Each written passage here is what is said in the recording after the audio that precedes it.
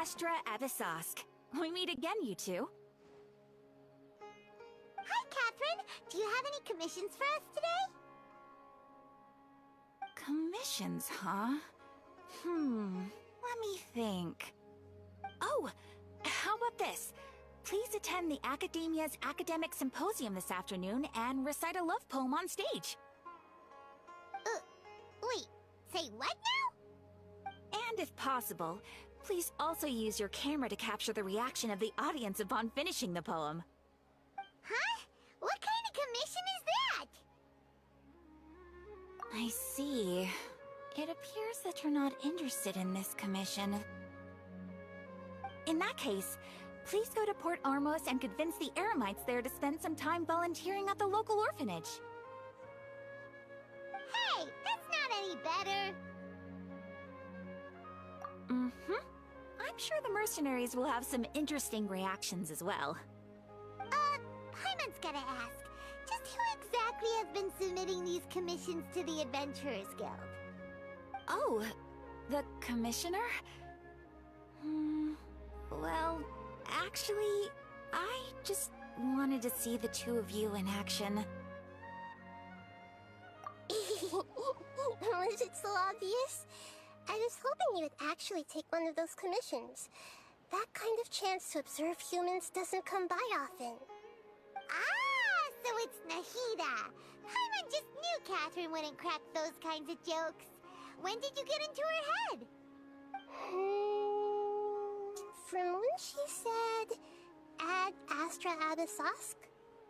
So it's been you this whole time? Are you done resting up, Nahida? Yes. I've been sleeping ever since we parted ways, and I even had a really, really long dream. It was another dream about the Sumeru Festival, except it was a happy one. In my dream, I was sitting in the middle of a flower terrace, and everyone in Sumeru City was holding hands as they danced in circles around me. They danced round and round, and everyone looked really happy. I also got to sit on a gigantic flower carriage. Ferris, the Knight of Flowers, raised me really, really high above the ground, and I was throwing an endless amount of Yalda candies at the children. You know, Nahida, maybe your dream is how the Sumeru's festival really should be. It's meant to be a joyous time where everyone gets together to celebrate your birthday. Huh? Wasn't I describing a really happy dream? Why are you both looking at me like that? Wait, could this be an example of the emotion known as pity? No, we aren't pitying you. That would only make everything worse. We just don't want you to feel too sad. By the way, have you had a chance to visit Dunyarzad? How's she doing? The Homianis haven't allowed any visitors after the festival, so we haven't been able to check on her. Yes, I paid her a visit right after I woke up. She was resting at the time. Her condition is stabilized. However, since Elazar is a manifestation of the withering on the human body, we can only cure it by finding a way to take care of Irminsul's own withering. But for the moment, our top focus should still be figuring out what the sages are up to and what they're planning. Right. Who knows what'll happen if they manage to pull off another scheme like the Samsara of the Sumeru's festival? So our first priority should be investigating and putting a stop to the sages' activities. As for how we should pull that off, let's discuss it somewhere else. There are too many adventurers around here. Oh, good point. Sorry, adventurers. We're gonna be borrowing Catherine for a little while.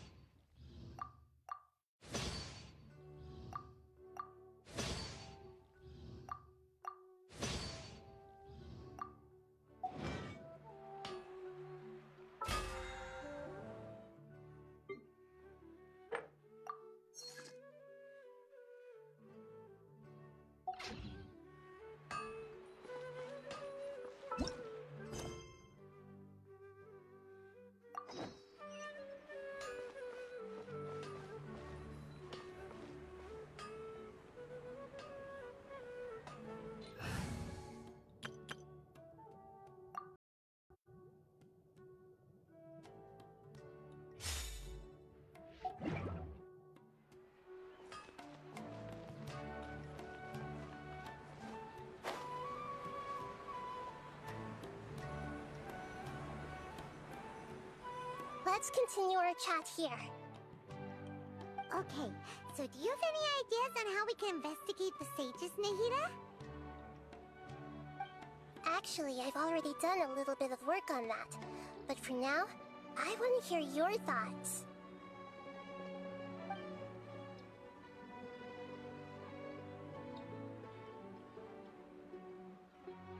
I've already tried that, but all the key members of the Academia, even the core of 30 guards, intentionally avoid wearing their Akasha terminals.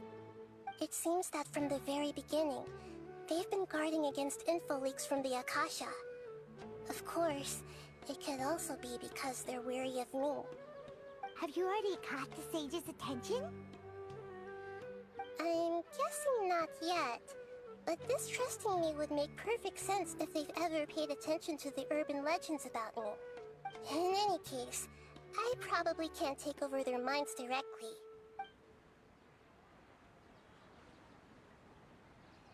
We're in the dark as of now.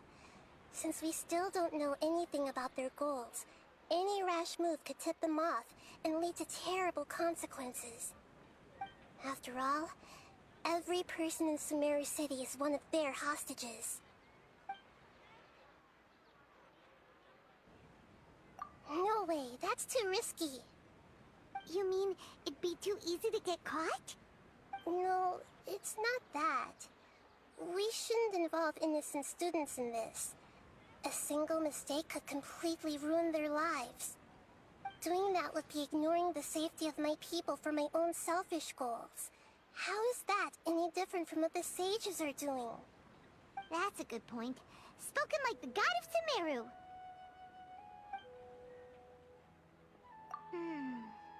Are we really out of ideas? Nahida, you're super smart, so you already have something in mind, right? Don't keep us in suspense. Spill the beans already.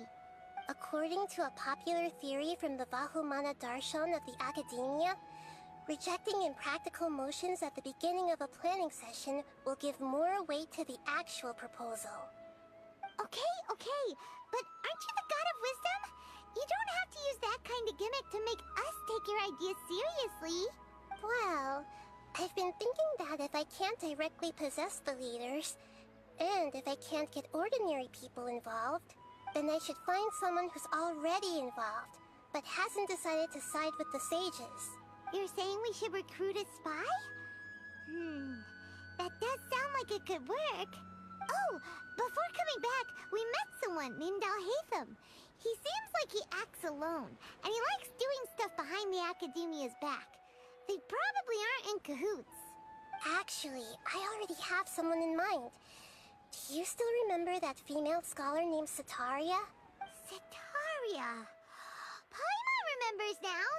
Isn't she the one who's always trailing behind the Grand Sage of the Academia? We ran into her basically every time the Sub-Zero's festival repeated itself. You could even say we're old enemies by now. Paimon still remembers the smug and mean way she always spoke to Nilou.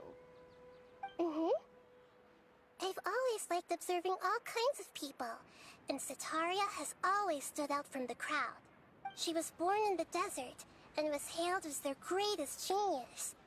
Her academic gifts allowed her special admission into the Academia, and also gave her the opportunity to serve as the sage's assistant. Oh, Paimon didn't know she was from the desert. She must be pretty special then. Paimon feels like most of the desert dwellers around the city are working as mercenaries. The name Setaria means star. When she lived in the desert, she shone like the brightest star in the night sky. Later on, she was chosen by the sun. The star was given a place in the daytime sky to complement the sun's dazzling light. Soon after, the star witnessed the sun scorching the earth, which brought forth many disasters. The star began to waver. Instead of staying beside such a sun, wouldn't it be better to return and light up part of the night sky? But in the end, she couldn't give up the radiance of daytime.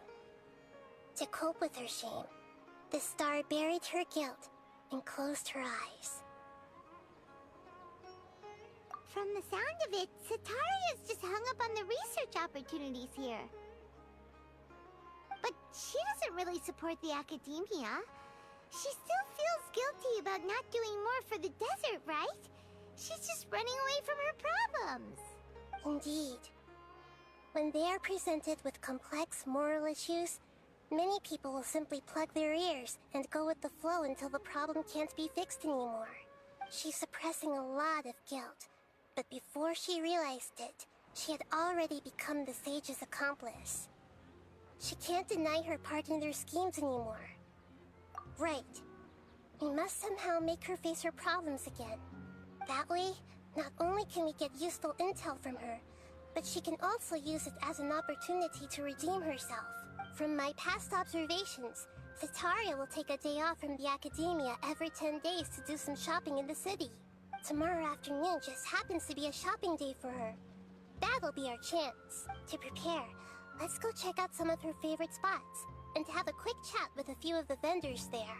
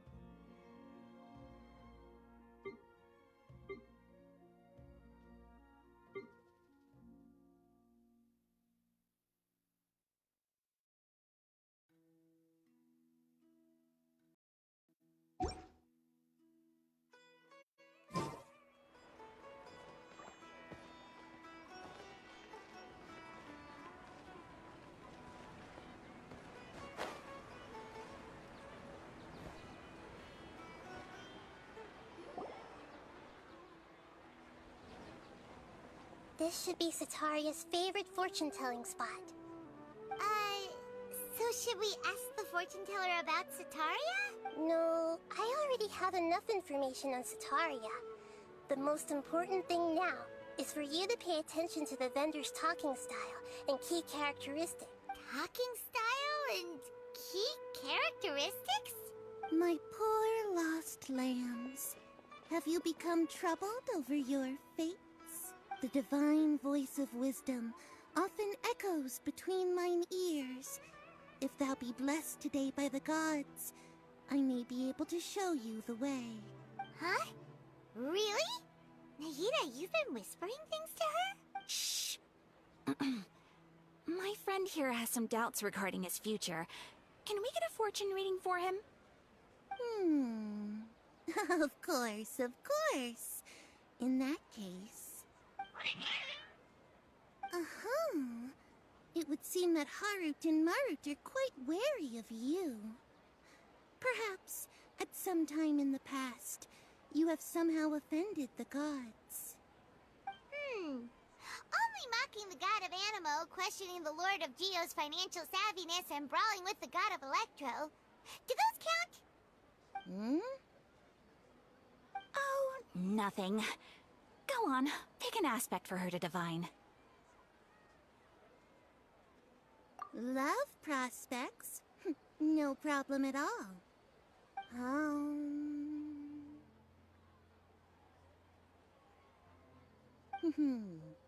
The gods have spoken.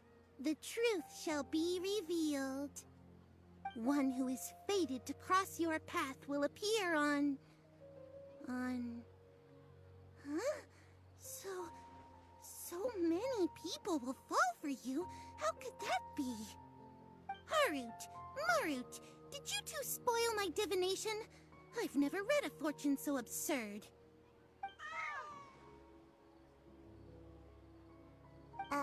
Actually, Paimon thinks this is probably the most accurate fortune-telling you've ever done.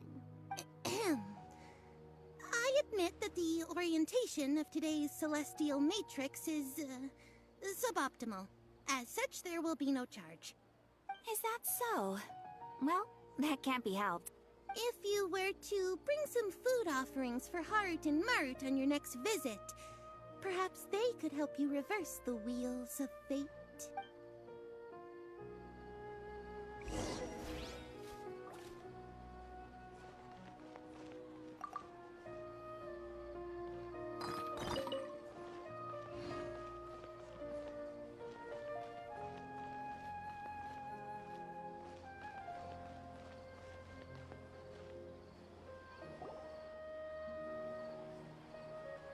Is this another one of Sataria's favorite stalls?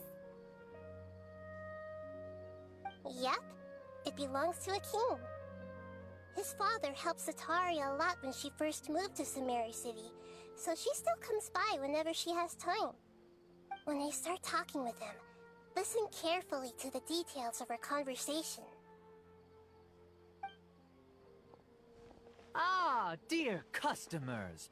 Would you like to look at some pottery? We caught wind of your great craftsmanship, so we specifically came to take a look. Oh, I recognize you. Aren't you Miss Catherine from the Adventurers Guild?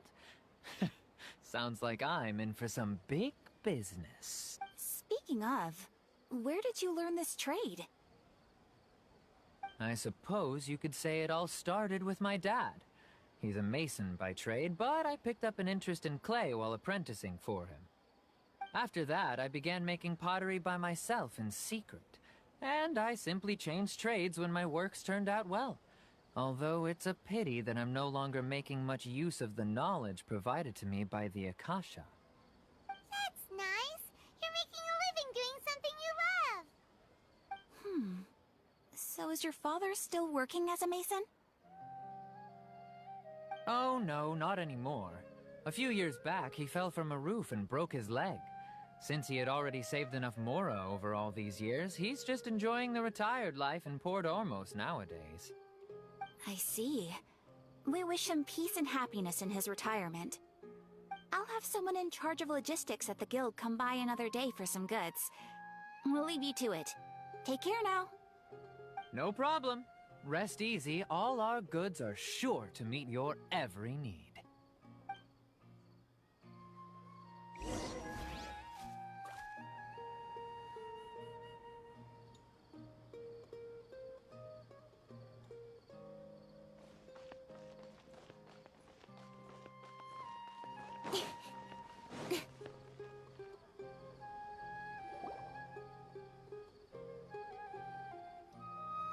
This should be our final stop.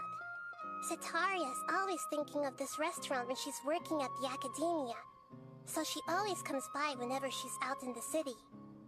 Nahida, you've really thought of everything. It's my duty to protect Sumeru's citizens, after all. Hi there. I feel like I've seen you down by the docks before. Huh? Sorry, I don't quite remember.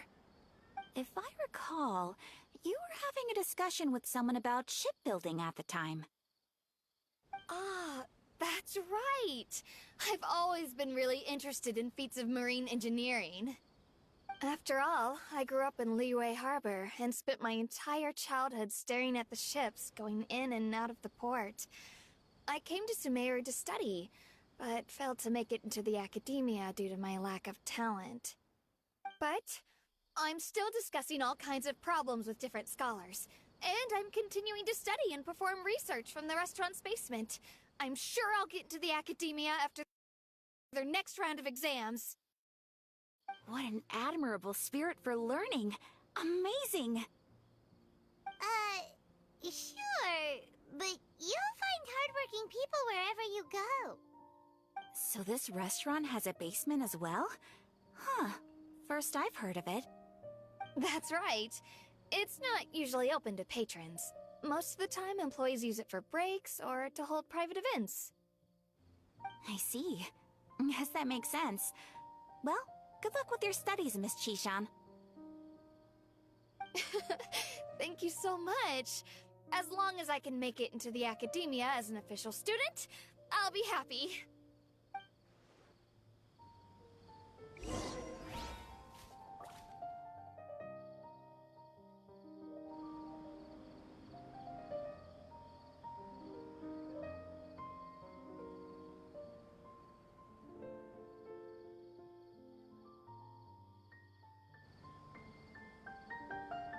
In adventuring, as in business, you always have to seize the opportunity while it's there.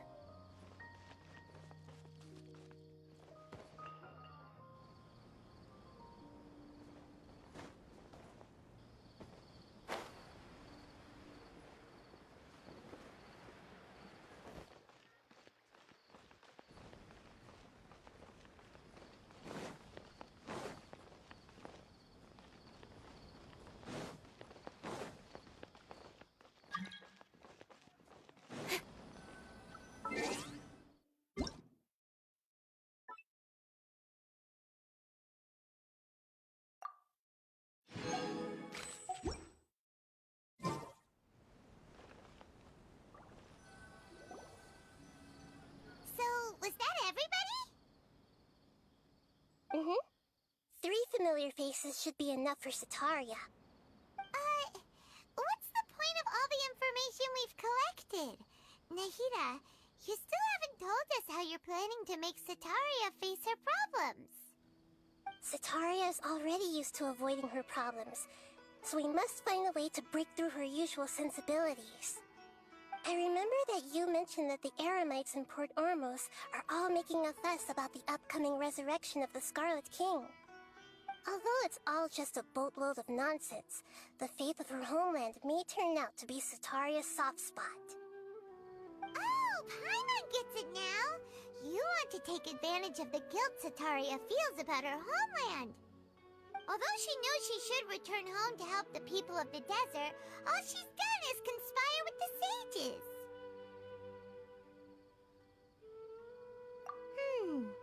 So how do we set that up? Well, the Scarlet King is long gone, and Sataria is also too smart to fall for any simple tricks. If we simply engaged her under the guise of the Scarlet King's believers, she would definitely be wary of us, and we may not get anywhere. But if we were to borrow some of her close acquaintances to talk with her, her reaction would probably be very different. So, you mean you're going to possess those people we just talked to? Yep. Possess them through the Akasha, imply that they've already converted to the faith of the Scarlet King, and then convey our made-up will of the Scarlet King. As long as everything goes smoothly, we'll get through to Sataria for sure. She'll never guess that we had anything to do with it.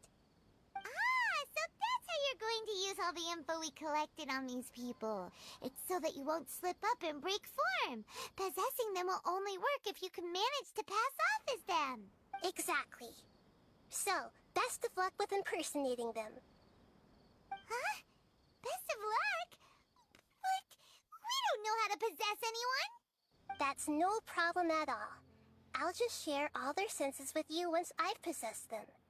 As long as you're also wearing an Akasha terminal, the effect will basically be as if you've possessed them yourself.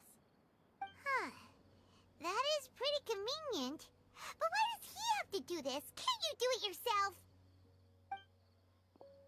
Although I've been observing humans for a while, I've never been good at imitating them. You're not wrong.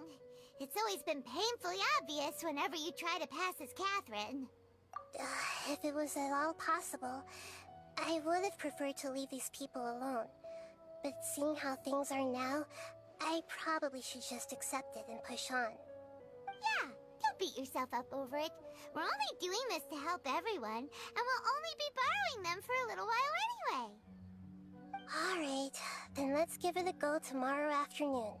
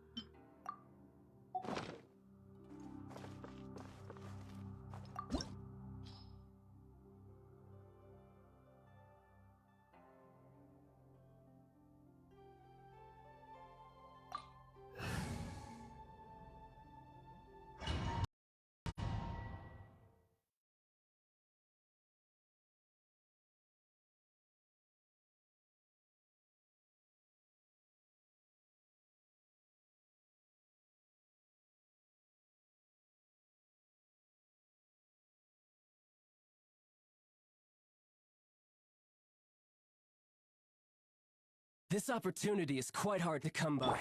Well then, amuse me. Surrender is a valid option. I promise I'll be gentle.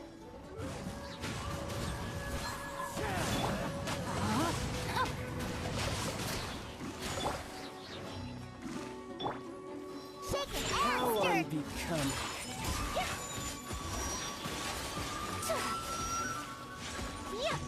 Poor timing. Poor timing. Passable left. Whirling snow! You've made some progress. Not bad. You've got a trick or two.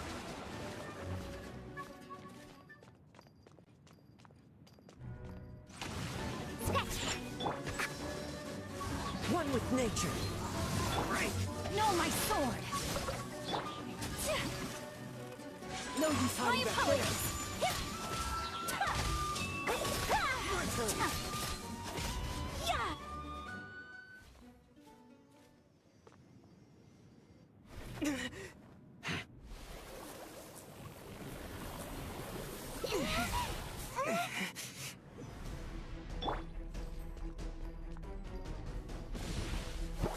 Look at you, Bootown!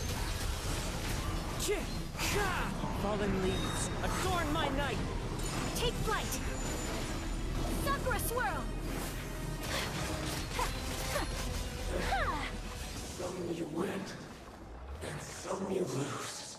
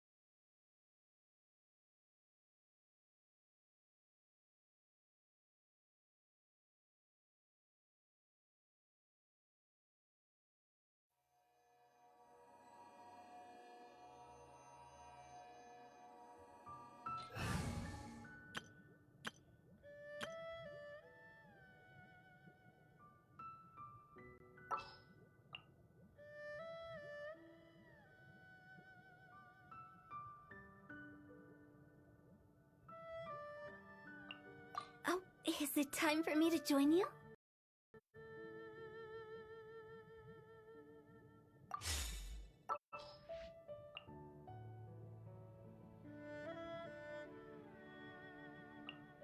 Chivalry will never die.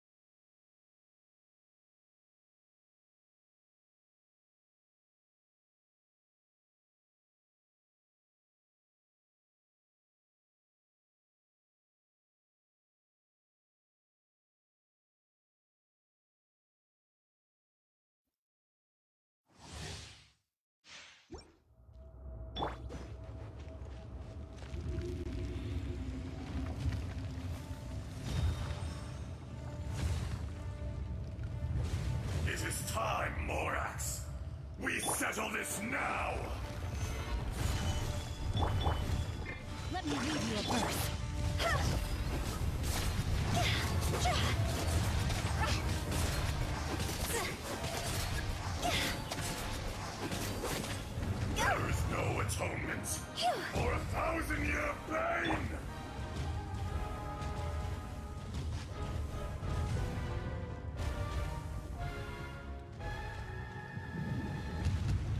Today, you witness your reckoning!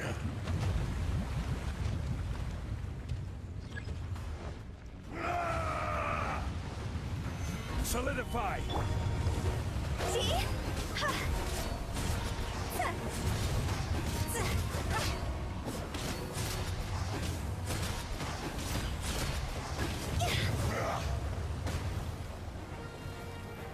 The enraged Earth will not absolve you!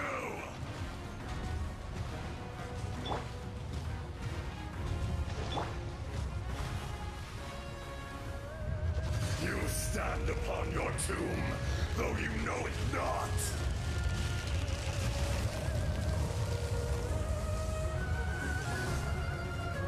Come, experience an eon of suffering!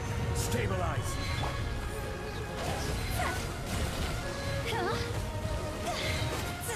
Fire, fire, can't fight fire! Everybody stand back! This is order! Solidify!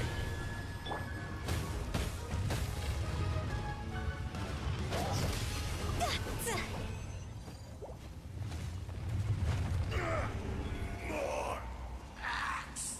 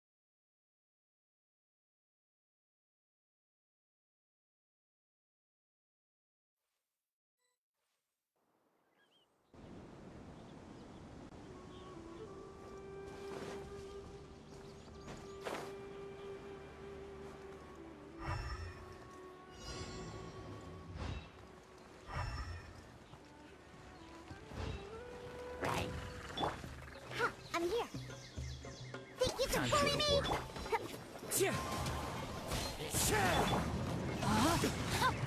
Rain outlines your fate. My apologies.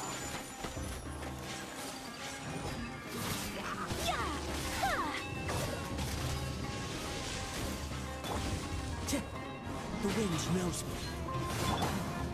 Shaken and stirred! Take that! Time to act. No, my sword. Take flight.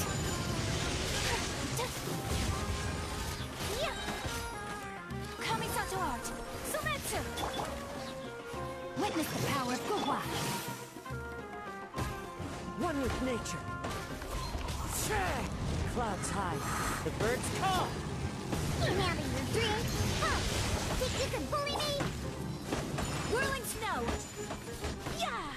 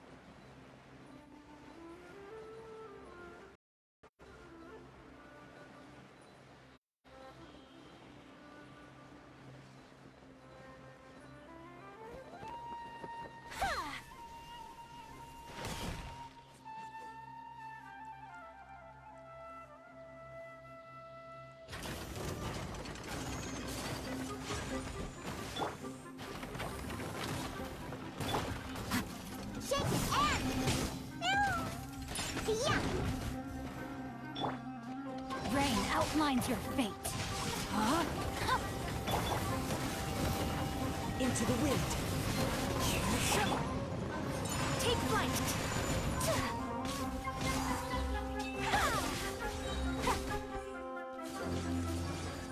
Embrace the ice. Let me read you a verse. As one with wind and cloud. The wind knows me. Scratched it. My apologies.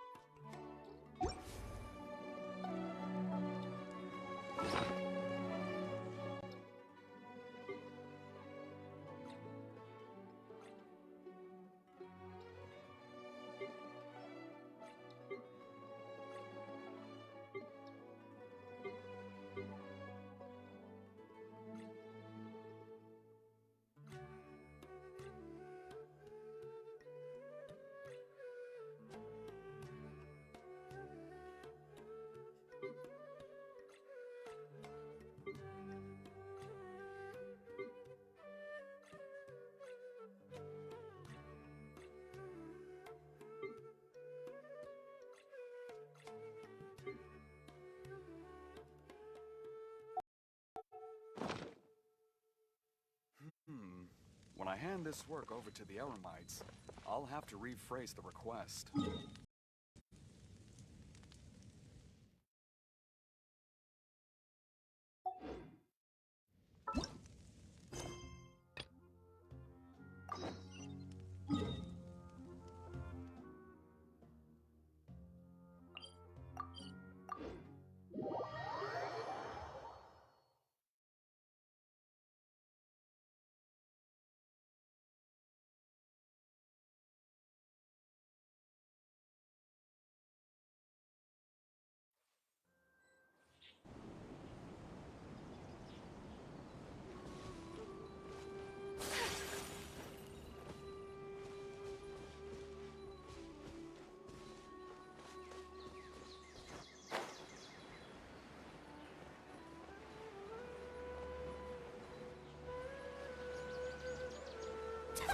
Happy to oblige. Looking for trouble? Swirling snow.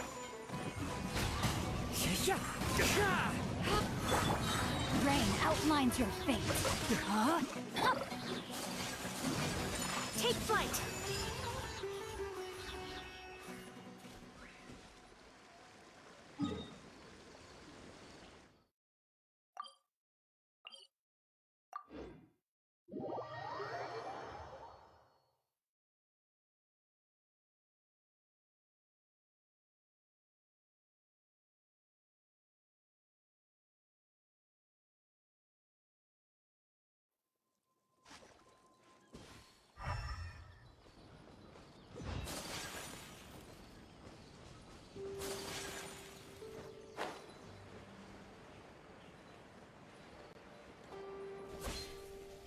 Time to go to work.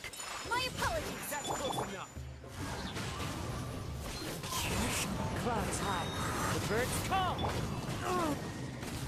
Shaken and stirred! Look at you! Witness the power of Gua. Swirling snow. Sakura swirl.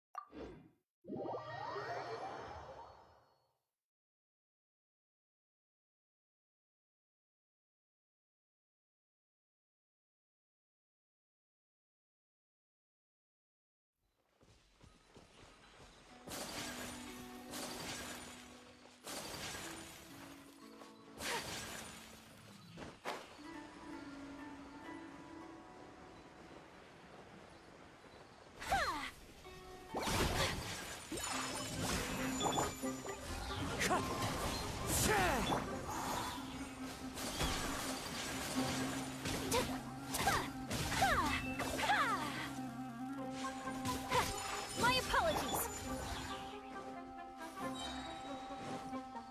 One with nature.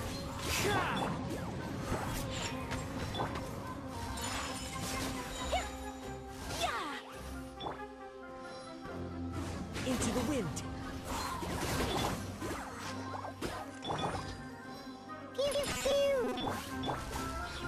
As one with wind and cloud.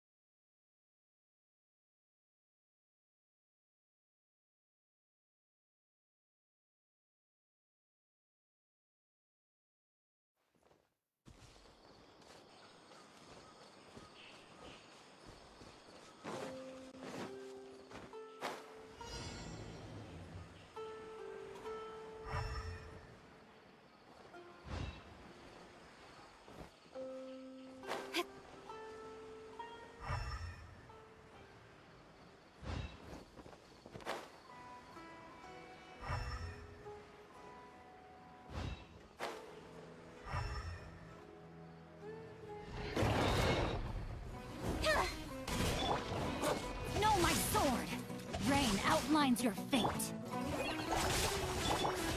With sword comes shadow. Don't blink!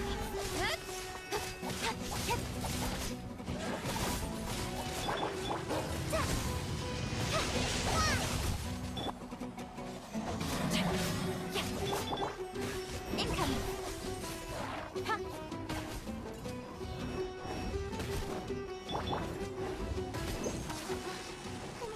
Dad. Hi! The wind knows me. Don't blink! Nowhere to hide.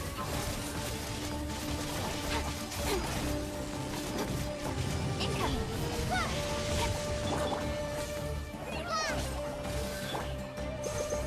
Ring cutter!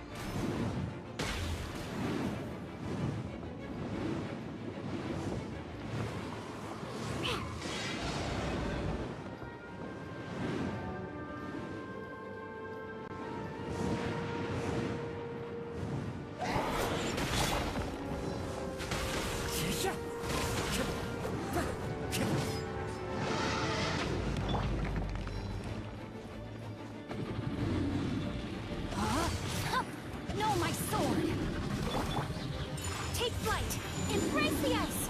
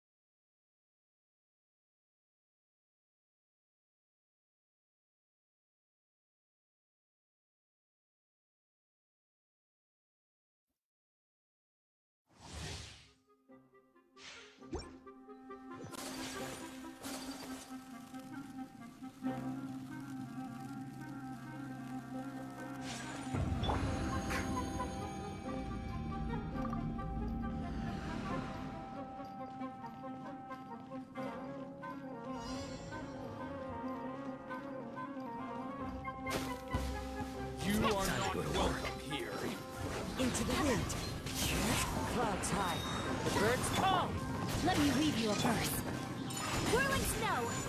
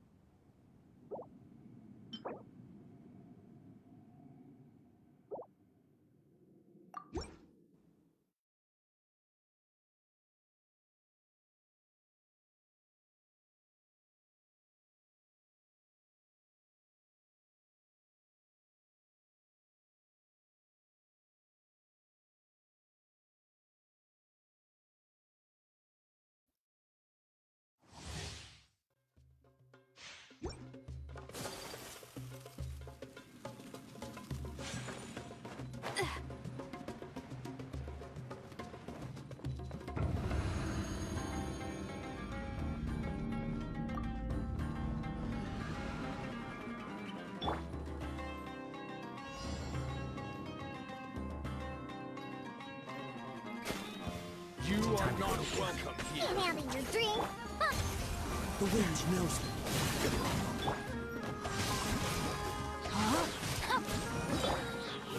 My apologies. Kamisato out. Sumetsu! I'm not sick of it.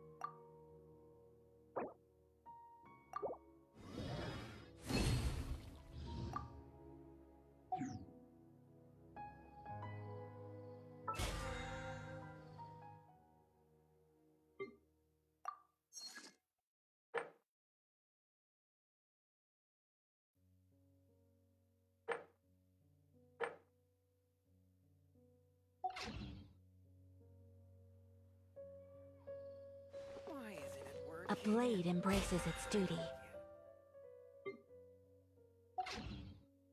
As a jeweler cherishes their gems.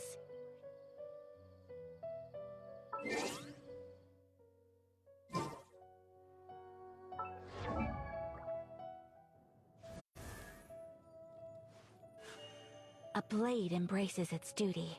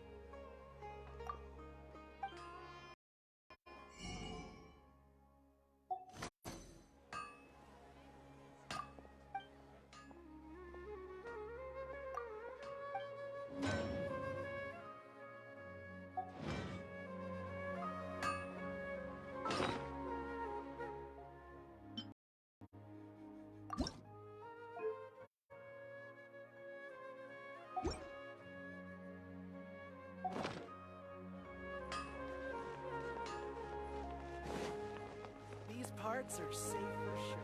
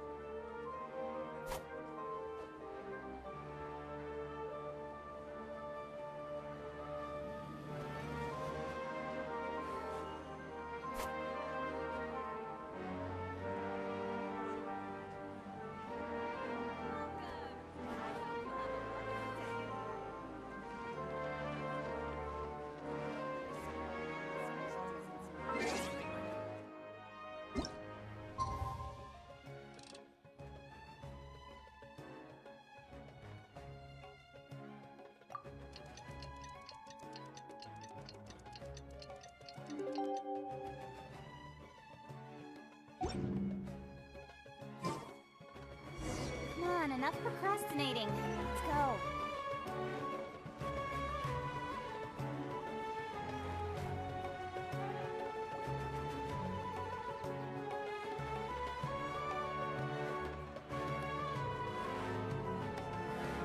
Oh, here she comes. Satari is here.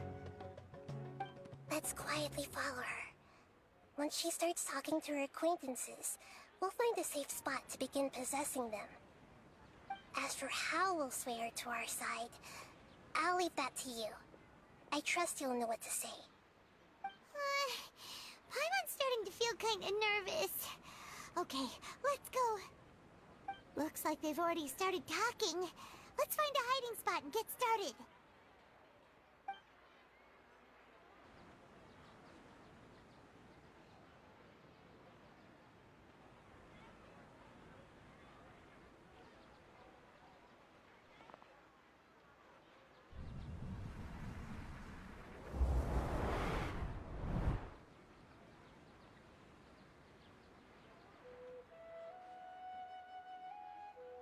That's right.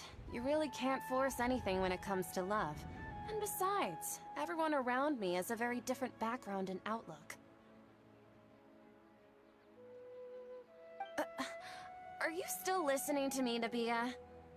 Oh, of course I'm listening. You were talking about troubles with your love life, right? I heard everything you said. Okay then. You just seemed a little distracted for a moment there.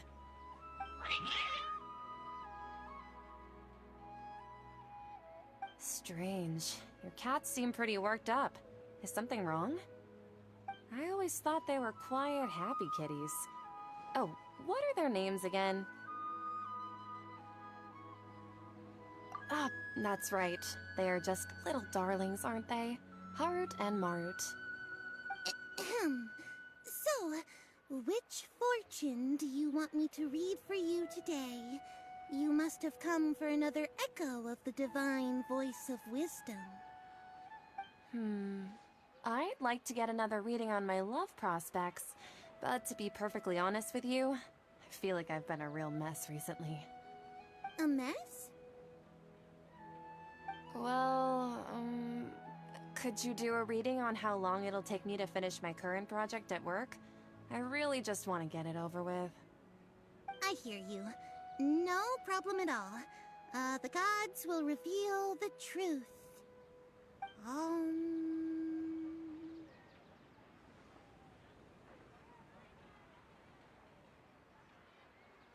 The gods are asking, Setaria, why haven't you gone home?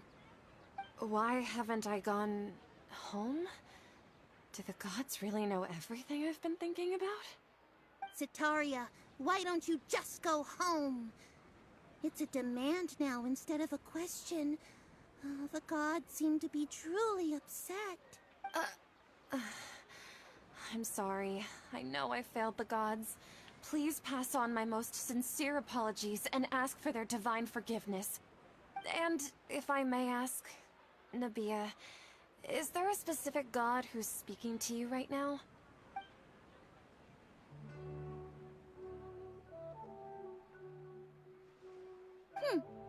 What an inconsiderate and naive question. The god who is speaking to me is, of course, the wisest and mightiest of all, the Scarlet King. The Scarlet King? No wonder he would make such a demand of me. Oh, wait a second. The Scarlet King passed away a long time ago. Even though news of the Scarlet King's resurrection has been spreading like wildfire, it's all just a misinformation campaign from the academia. How can the Scarlet King still exist in real life? What insolence! I am the Scarlet King's most loyal believer. Do you wish to refute his voice of wisdom? Oh, no. As a child of the desert, I am only reveling in his power upon learning that his divine glory has touched even this city. I will think very carefully about his demand of me. I'm sorry. I must go now. Wait!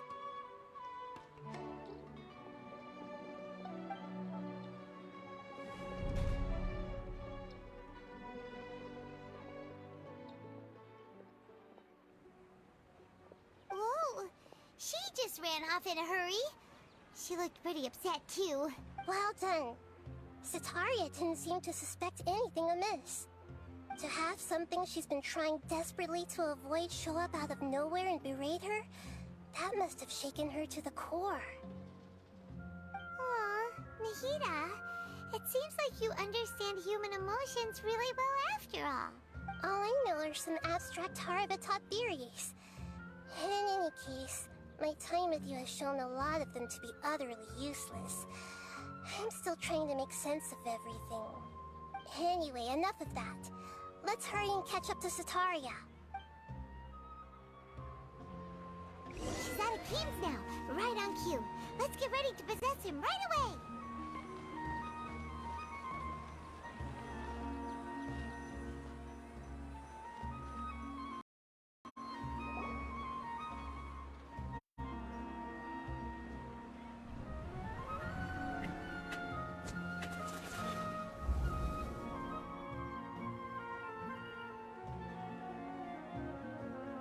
It's okay. I just got caught up in something. Oh, actually, didn't you ask me to help you look for work? What kind of work were you looking for again? Oh, right. Your old man's craft. How could I forget? Speaking of, how's he doing? Is he feeling any better? Huh? Wasn't he nursing a leg injury? If I recall correctly, his strong arms had always been his pride and joy. He sprained his arm a while back while trying to show off his strength. I thought you'd heard. Actually, while we're talking about him, is he still living in Port Ormos? Yeah, he's been retired there for a while. If you could find the time, please write him a letter. Please pass on that recently, faith in the Scarlet King has taken root in Port Ormos and has begun to spread across Sumeru. He has a quick temper and has always been a devout follower of the Dendro Archon. I don't want him to get into a fight with those Scarlet King believers because of a difference in beliefs. Oh? So, who are you siding with in all of this? The Academia or the Scarlet King? I'm so jealous of you. You were born a child of the desert, yet you chose to betray the Scarlet King, and now you spend all your time with those crooks from the Academia. Akeem, you don't mean you've also become a believer of the Scarlet King? What's so strange about becoming a believer of the wise Scarlet King? In fact, aren't you the strange one? The one who still can't pick a side? Can't pick a side? Me? Whoa! Paimon had no idea you'd be so good at this! You really zeroed in on the issue and put it right in front of her. It might feel a bit overwhelming for Sataria, but once everything is over, I'll be sure to pay her a visit to her mind and explain everything. Anyway, let's keep going.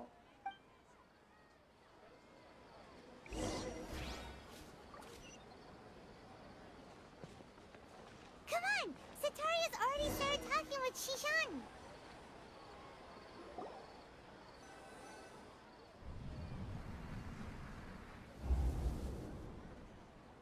So, Shishan, have you noticed anything weird in the city lately? Like, as if someone was trying to preach to you about something? Oh, right. Speaking of strange things, I celebrated the Sub-Zerus festival so many times that I lost count. That was really weird. Wait, how could you be aware of that? That should be impossible. Nothing in the report indicated anything like that. Are you still failing to realize that the Academia's lowly tricks could never deceive all of Sumeru's citizens? Jishan, don't tell me that you've converted to the Scarlet King as well! What an absurd question. You make it sound like I should be ashamed for becoming a believer of the Scarlet King. In reality, shouldn't you be the one who is ashamed? You, who works side by side with the Academia, and treated people as nothing more than experimental subjects? Please, please stop! Even now, Sataria's still trying to run from her problems. She can no longer justify everything to herself. Hey, she's trying to talk to the guards! What should we do? This is the most important part of all. Quick, get ready. Mercenary, you're a member of the Corps of 30, correct? Please help me pass a message to the Watcher right away. The situation in the city is getting out of control. Please, try to remain calm, miss. Tell me what's happening in the city. Heretics are infiltrating the city, and they've already converted many residents to their side. Heretics? What kind of heresy are you talking about? The Scarlet King! Many people I know have suddenly started believing in him, but he's long dead. It's impossible. Miss Sataria, nothing is impossible. You know my name? The Scarlet King is immortal, and all who defy him will one day pay the price. You must face the truth, Sataria. You tread a treacherous path, and the longer you ignore it, the tighter the Academia's grasp on you will become, and the deeper you will be ensnared.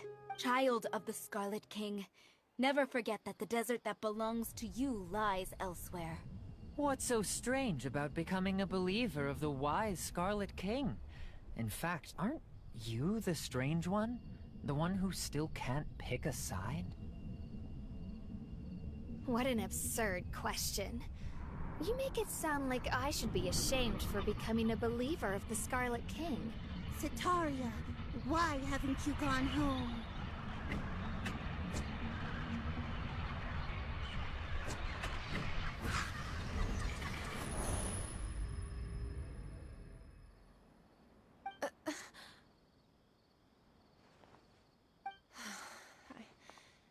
seems that no matter where I run, I only keep finding more believers of the Scarlet King.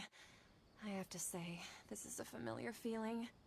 I've also been running from my guilt this whole time. Guilt over my part in the Sage's plans, and from ignoring the letters from the children of my homeland. But no matter how much I may try to ignore or get rid of it, my guilt always comes back. You won't necessarily lose your research opportunities by facing the truth. Besides, did you really want to conduct your research while carrying such heavy feelings of guilt? How do you know me so well? Are you truly just a believer of the Scarlet King? Or are you the god himself? That's not important. The important thing is to pass judgment on the academia and its sages, and to correct their mistakes. If you could provide some assistance in this matter, perhaps it could serve as a form of atonement. I've actually never believed in the gods, but I've always believed in serendipity. Your appearance must be a fated opportunity for me to get out of this wretched situation. Please tell me, what can I do for you? How much do you know about the Sage's current activities? I was just one of the designers for the massed dream harvest scheme, which is what happened around the Sumeru Festival. But I know very little about the full scope of the overall project. I'd assume that only staff with the highest clearance would have access to those confidential documents. I've just been working to meet the Grand Sage's specified requirements. However, there's something that's been really bothering me. I heard that a scholar who was previously expelled has returned to the city, and even the sages are still quite wary of him. To fight against the academia, we will need to figure out the nature and the purpose of their work. Is there a way for us to get access to the confidential documents you mentioned? It should be possible if we're willing to take some risks. After all, I'm an assistant to the Grand Sage, and I've been working on many tasks outside of the project. One thing, though, I won't be able to transfer the documents to you through the Akasha once I get my hands on them. The sages have always closely monitored all activities within the Akasha. Let me see... let's use the most primitive method. Send someone to pick up the documents tomorrow evening at the Academia entrance. The Academia entrance? Wouldn't that be too conspicuous? Don't worry about that. I assure you, this won't be a trap.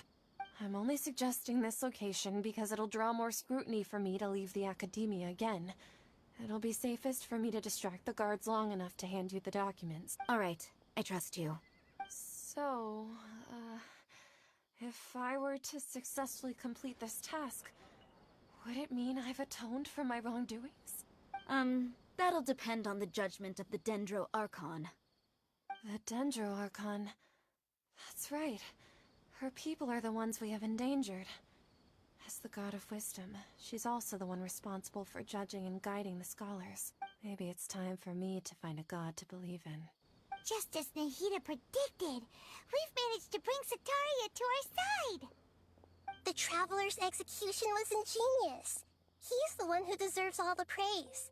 Well, now that we've made plans to meet again tomorrow evening, all we can do is pray for Sataria's mission to go off without a hitch. Pray? But if we're going to pray to the gods, aren't we just praying to you? God of Wisdom and Guardian of the Scholars?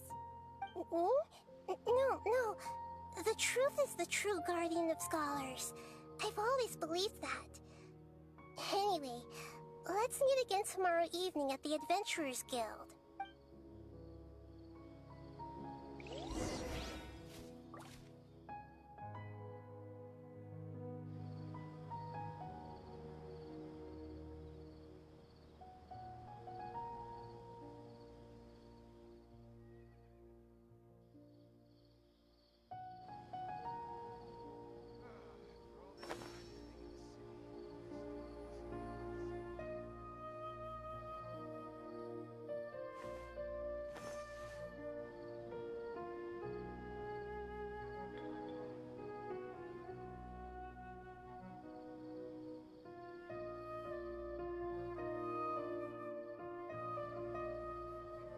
In adventuring, as in business, you always have to seize the opportunity while it's there.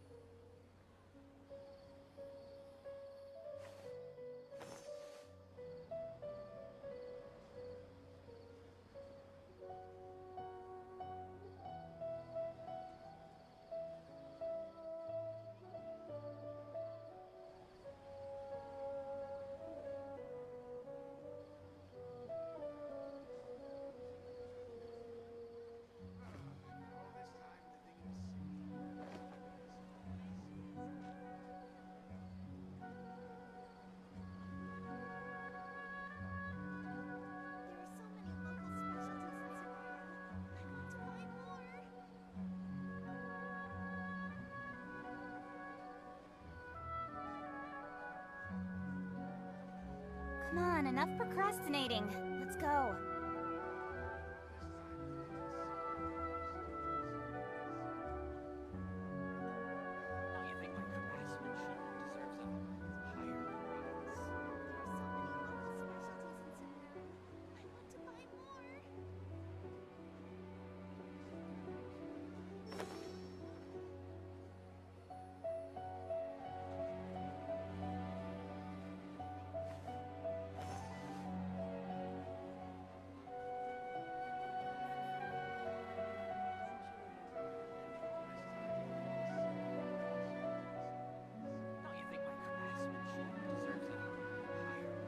In adventuring, as in business, you always have to seize the opportunity while it's there.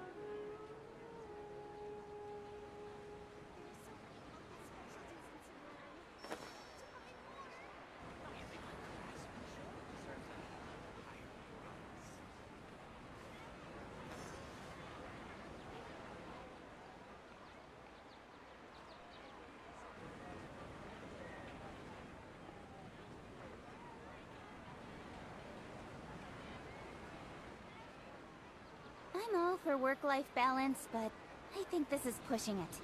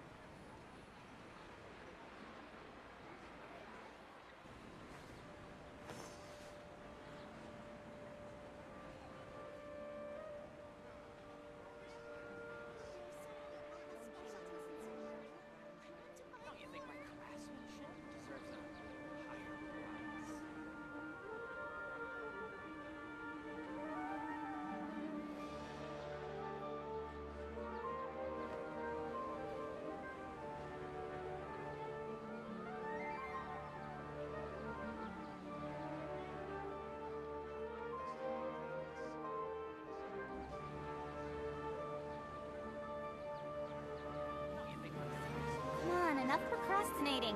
Let's go.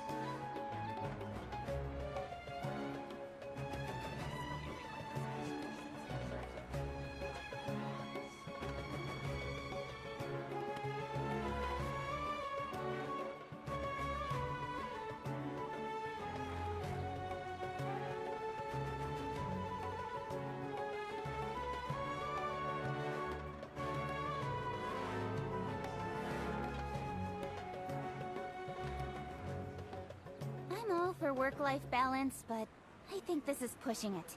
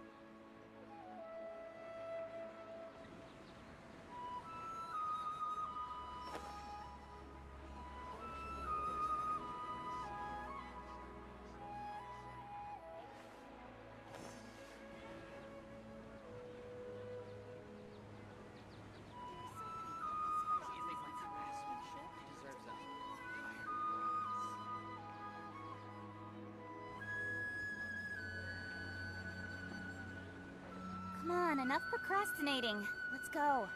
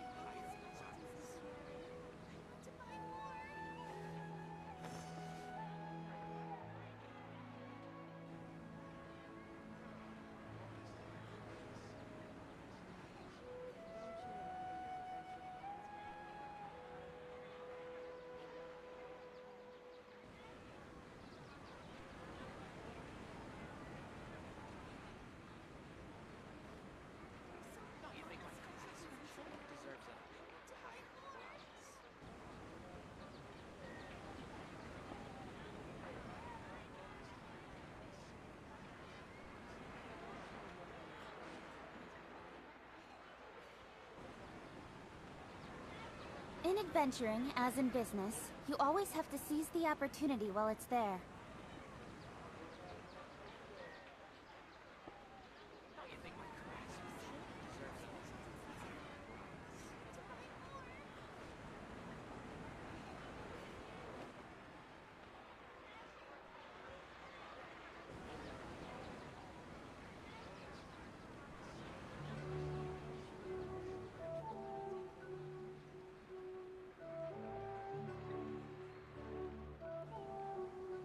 Come on, enough procrastinating. Let's go.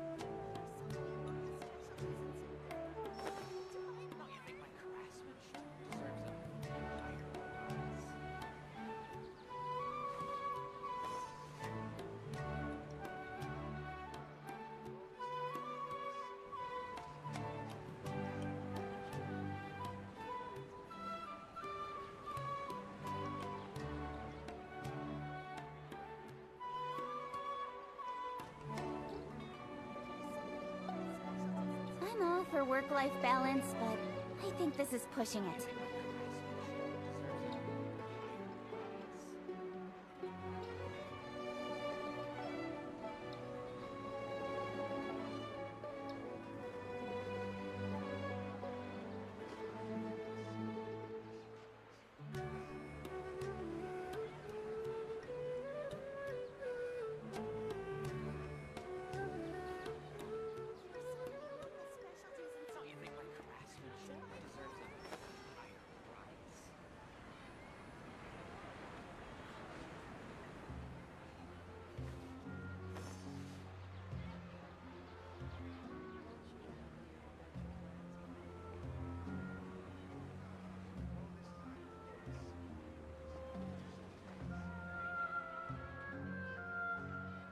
Come on, enough procrastinating.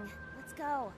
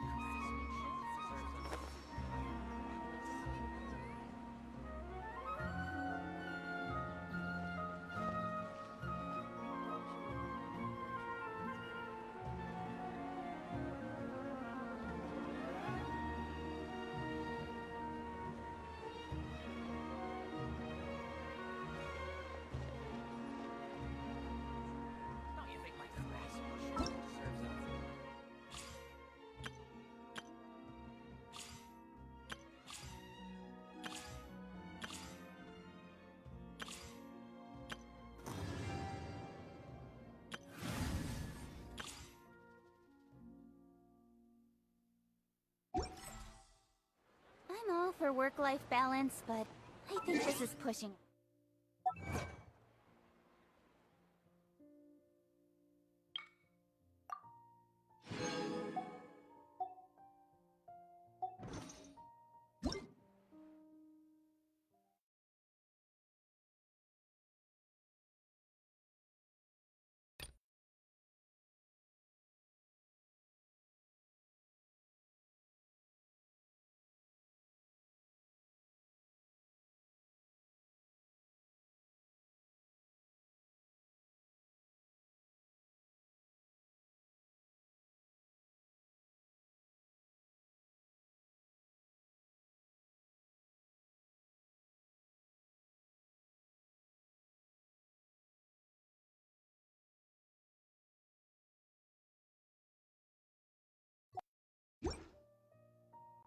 Come on, enough procrastinating. Let's go.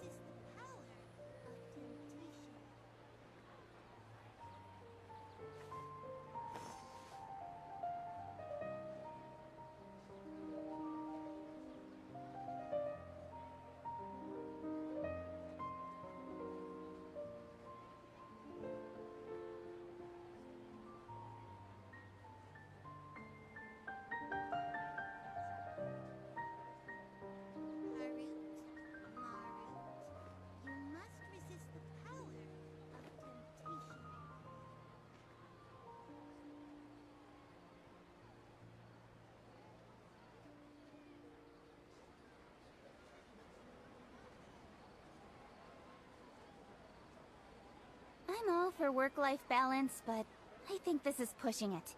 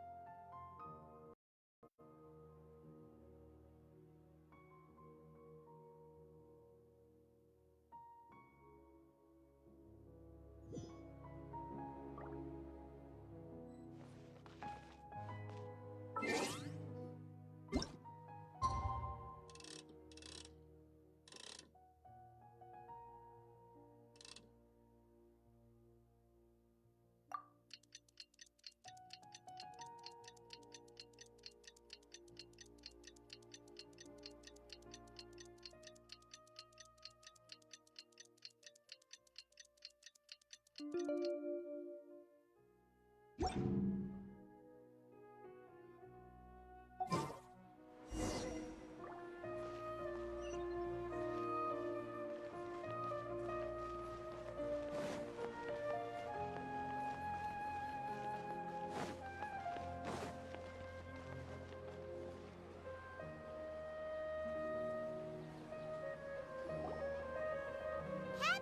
we're here!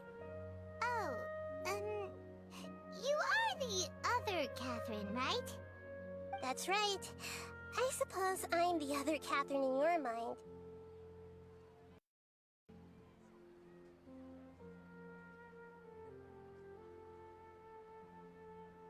Shh! We're on a secret mission tonight, so we need to protect Catherine's identity. Yep, Paimon's right. We cannot fully rule out the chance that the meetup tonight is just a trap. If something were to happen, my existence may be the only trump card we'll be able to play. After all, the Academia should still be unable to confirm the existence of my consciousness in the outside world. Yep, exactly. Just what Paimon was thinking. Anyway, enough about that. Let's just make sure to be on our guard. Off? What do you feel is off? It's the middle of the night. Of course it's quiet. You're not getting paranoid, are you? No, I think he's right. It really is a lot quieter than usual. If you look around, there seems to be fewer people on the streets. I'm not sure if this is the case for the entire city, though. Huh. Maybe it's just a coincidence. Maybe Setaria figured out a way to not only distract the guards, but also to get everyone to go to sleep early, just so we can exchange the documents in peace.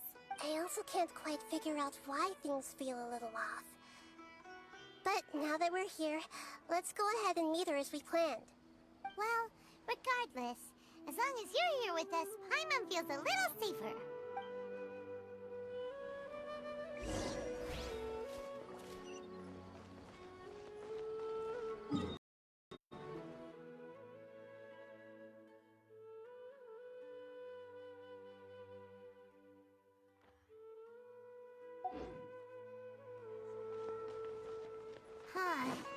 There really aren't many people out right now.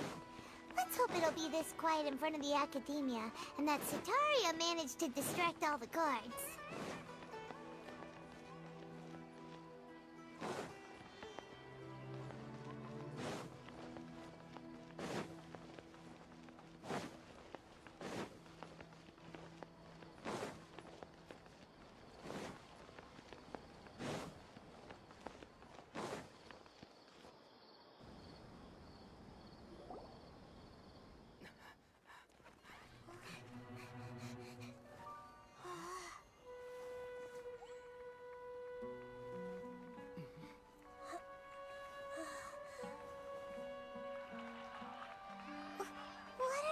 People doing here at this hour of the night? Ah, the triumphant hero returns at last. And to a rather spectacular welcome, even if I do say so myself. You're the outcast, expelled from the Academia. Indeed I am. Although these days they tend to call me the Doctor.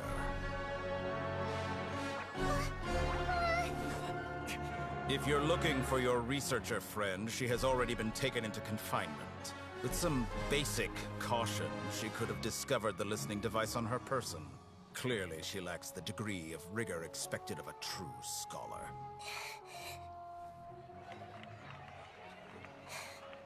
The people of Sumeru City! What have you done to them? I simply made some minor adjustments to their Akasha terminals. Now they can deposit information directly into the subconscious. As you can see, all these lovely people now believe this traveler is a hero who has just saved the world. My experiment is a success. And now it seems they can no longer hold back their sheer adoration. Oh no! What should we do? These are all just regular people! Leave now. You need to get out of here. But that guy's a Fatui Harbinger! We can't just leave you here! Nor can I abandon the people of Sumeru!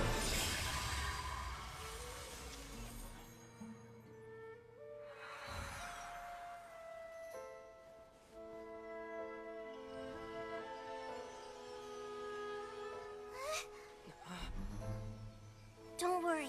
We'll meet again outside of the city.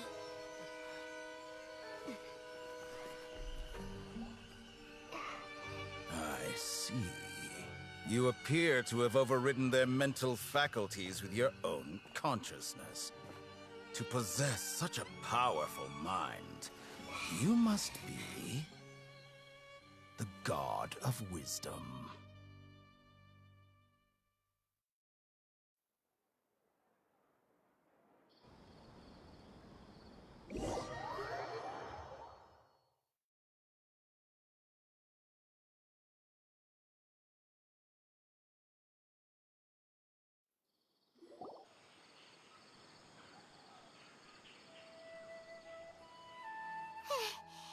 This should be far enough. Whew. Paimon needs to catch her breath first. Is Nahida going to be okay? We only made it out because of her. Paimon wasn't counting on running into a new Harbinger here, let alone such a high-ranking one. That guy was number 2. So scary. He called himself the Doctor. Remember, Tainari told us about him. Sataria did say that someone who once got expelled from the Academia came back recently, and that even the sages are wary of him. Yep, sounds like she must have been talking about the Doctor. Yeah, now that the Doctor's in the picture, we're no longer just dealing with the Academia, they're in cahoots with the Fatui. But what are the Fatui after this time? Another Gnosis? Yeah. Things would be a lot easier with Nahida's help. Nahida said we'll meet again outside of the city. But we can't just keep waiting around, right? You mean... Oh, right! Wasn't he invited by the sages to work on some project when we were staying with him in the Vidia Forest? That has to be the same project. Even though he turned it down at the time, he might still know something. There's no time to lose. Let's go to Gandharvaville.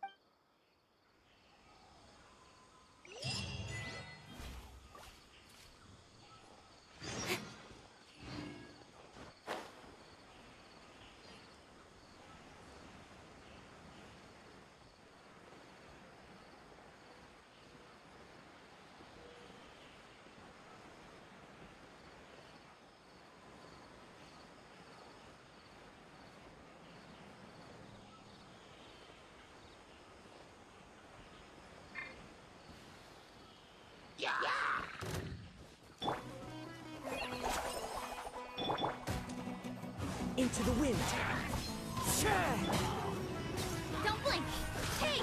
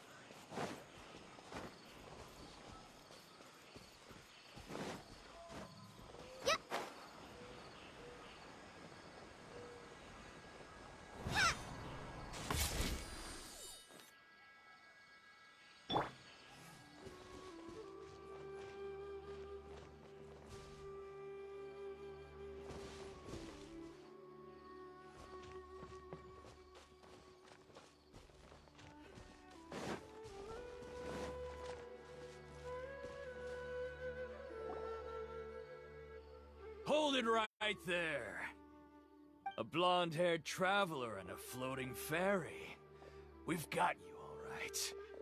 Take a look around. You've fallen right into our trap. Are you mercenaries from the Corps of 30? Did you come here to arrest us? core of 30! We're nothing like those government lapdogs who don't even get scraps for their work. We are an elite brigade that commands the highest commission rate in all of Sumeru. We're here on the orders of a client known only as the Outcast. The Outcast? An outcast from the academia? But why wouldn't the doctor just send the Fatui after us? Still wasting time on idle chit-chat. We'll shut you up soon enough. Get them! You're up, Traveler! Following orders. A new punching bag. The wind knows me. Light this on for size! Ring cutter. Cut to the chase. Speed of light. That's close enough. A new punching bag. Fallen leaves, adorn my night! Don't blink.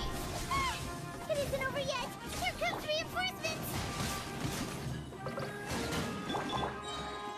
One with nature. Let me weave you a verse. Hi! With sword comes shadow.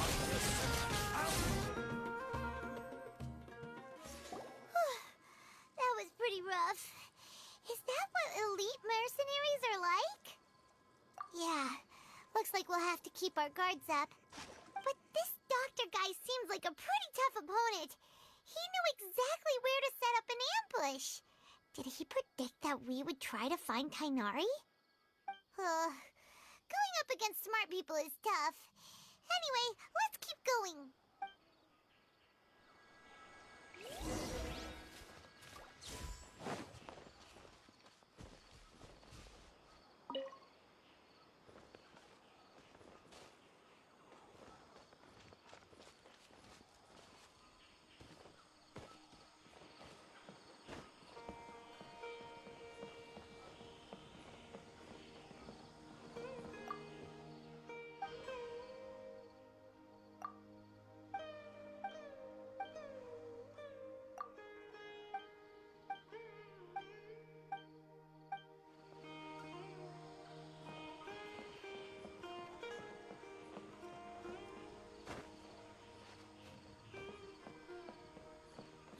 Rainforest is the best.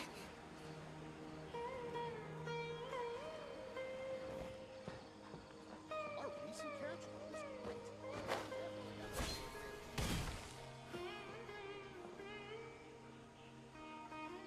Oh, it's the Traveler and Paimon. What are you two doing back here? Kale! It's nice to see you again. Are you doing all right? To be honest, I'm not doing too well. My Elazar has been progressing at a faster rate lately. I'm finding it harder to complete more intricate tasks. As a result, Master Tainari is taking me off the patrol schedule. He will only allow me to stay here and coordinate other people's tasks. Oh, Kale! Speaking of Tainari, did he go off on patrol? We're here to talk to him. Oh, Master Tainari? He just left the Avidia Forest a little while ago. He was headed to Party's DI. He left? What? Isn't Tainari always saying that he never wants to leave the Avidia Forest?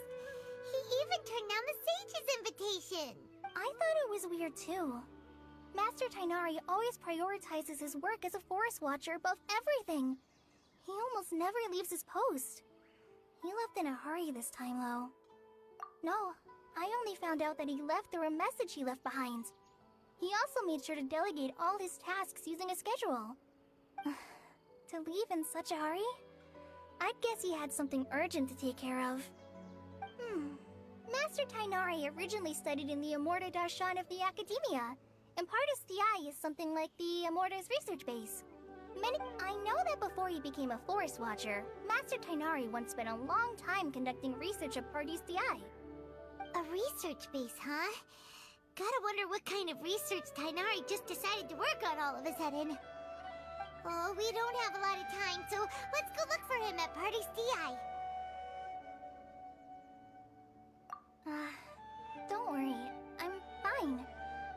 be living with Elazar by now. If you run into Master Tainari, please send him my regards. Got it. Will do. See you later, Kale!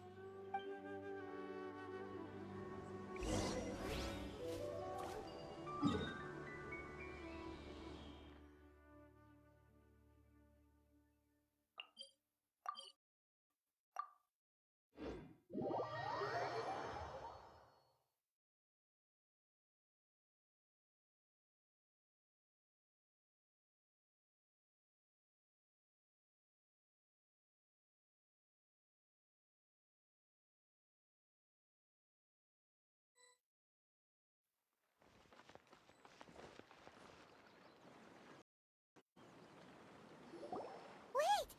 Look who it is! Thank goodness you're okay. We were so worried about you. Hey, this was supposed to be a touching reunion, but you're ruining the moment. Actually, it's very smart of the Traveler to be wary of me right now. After all, the Doctor has shown that his technology can apparently even control human minds. Plus, it's not like you could have known what happened after we split up and I was facing the Doctor by myself. Even a pool of stagnant water after a torrential storm can occasionally pass as a patch of sky. Paimon feels like only the real Nahida could come up with such an obscure analogy. Huh? But I wasn't trying to win your trust or anything. All I wanted was to clarify my point. Well, we understand that point now. Please, Nahida, tell us more about what happened. Are those poor people all right? When you left, I was still in the middle of restoring everyone's minds. Thankfully, when the Doctor mentioned depositing information into the subconscious, he didn't mean engraving information into their minds. Instead, he did something closer to creating hallucinations. That was still within my power to fix. Luckily, I managed to finish my restorations and mind jump away from him just as he was about to capture me. Whew. What a relief. The Doctor sure pulled out some hidden cards, but good thing we had Nahida with us. I wouldn't be relieved just yet. I gave away my true identity when I restored everyone's minds, which means we've lost another one of our trump cards. Also, the Doctor is already an expert at modifying Akasha terminals. Maybe it's only a matter of time until he captures my consciousness inside the Akasha. Would that mean you'd no longer be able to jump between minds? Then, how do we stop him? He's still at the Academia, so it's possible he already started messing with the Akasha. Ugh, it feels like he's toying with us. What a nasty piece of work. Plus, the Doctor's combat ability alone is apparently enough to make him worthy of being number 2 of the Fatui. We shouldn't give up hope just yet. Let's try to find another way to attack this problem. Actually, Nahida, how did you know we were trying to get to Party's DI? Have you been waiting for us? Yes, I have. I can see the Traveler's elemental energy, so I deduced your destination by looking at the direction you were moving in. You didn't come here for sightseeing, right?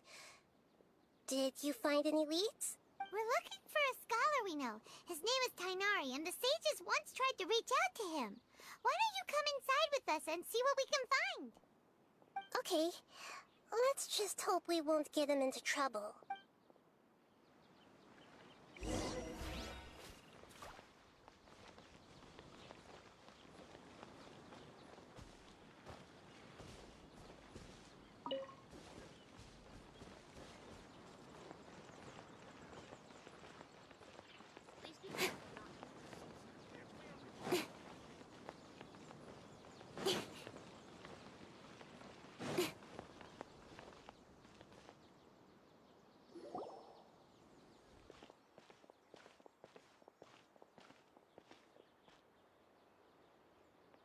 Traveler?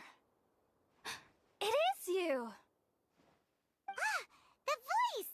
It's Hypatia! Ah, what a pleasant surprise! It's so nice to see the two of you again.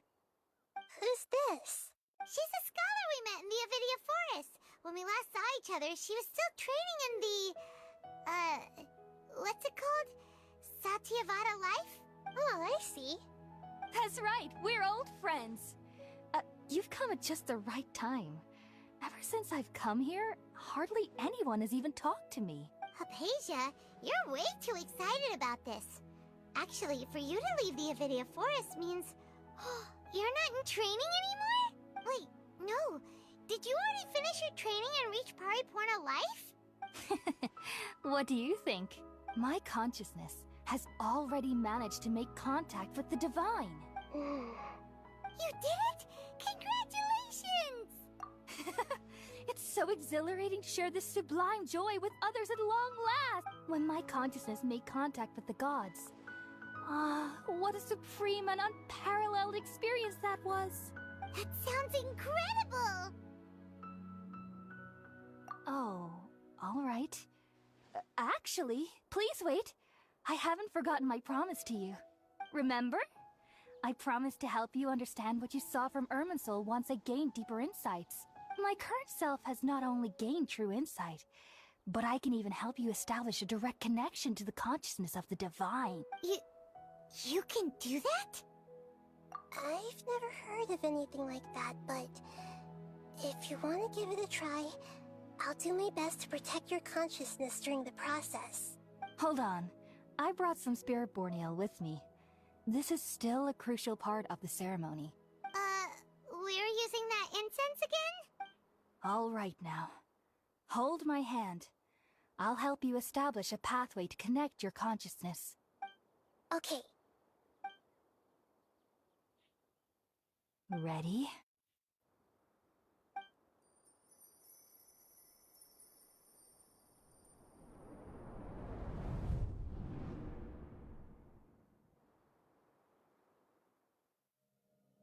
It took 3 betrayals for me to finally understand. The world is just an elaborate tapestry of lies. My fury will never be quelled. The first to betray me was a god. My creator. My mother. Valuing strength above all, she saw no worth in me and I was discarded. The second was a human. My family. My friend. Consumed by fear, he saw me as an abomination. The third was one exactly like me. A hope for the future. A fledgling barely out of the nest. Powerless before his mortality, he broke his promise to me. Humans, they can't be trusted. And the gods fill me with pure loathing. So I said good riddance. I denounced the world and laughed in its face. My chest will never again be defiled by worldly filth. I will scrub away every last trace of human emotion. Then it will be empty, a blank slate, and ready to receive a supreme gnosis, brimming with pure divinity.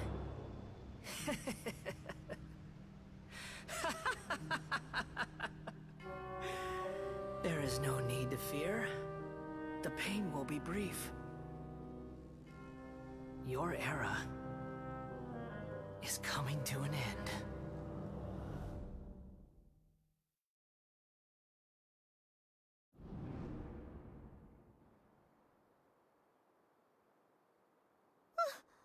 What was that?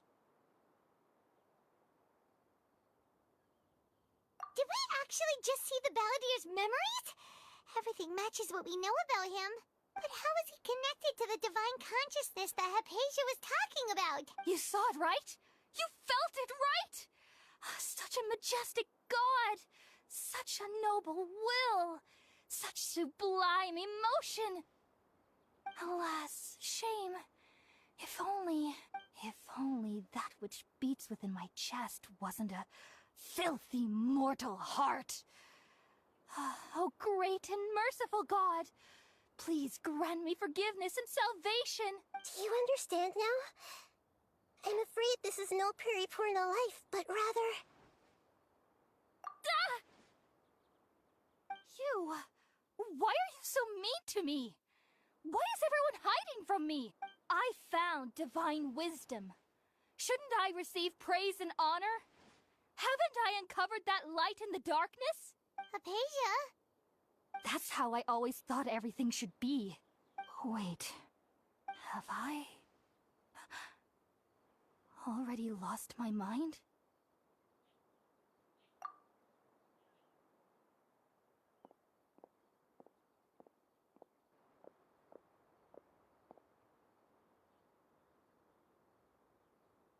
Wait, something isn't right.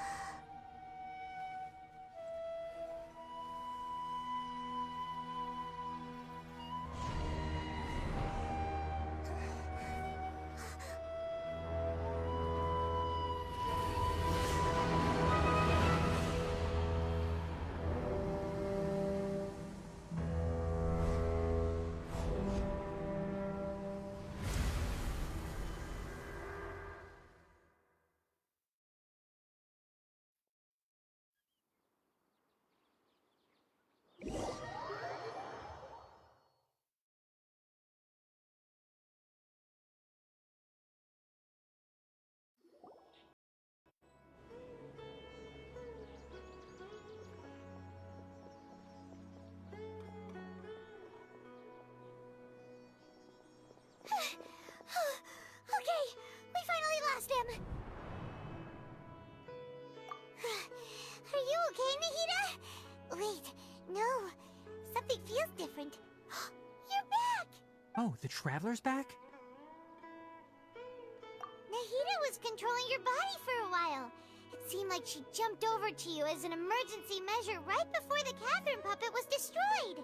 After that, Kainari heard the commotion and came over. He helped us defeat the mercenaries and then he ran with us all the way here. What? You swapped places? You mean your consciousness also went into Nahida's body? Wait, then where is Nahida's consciousness? Where is she now? I never imagined that an individual's consciousness could be transferred around like this. Had I not seen it with my own eyes, I would have never believed it.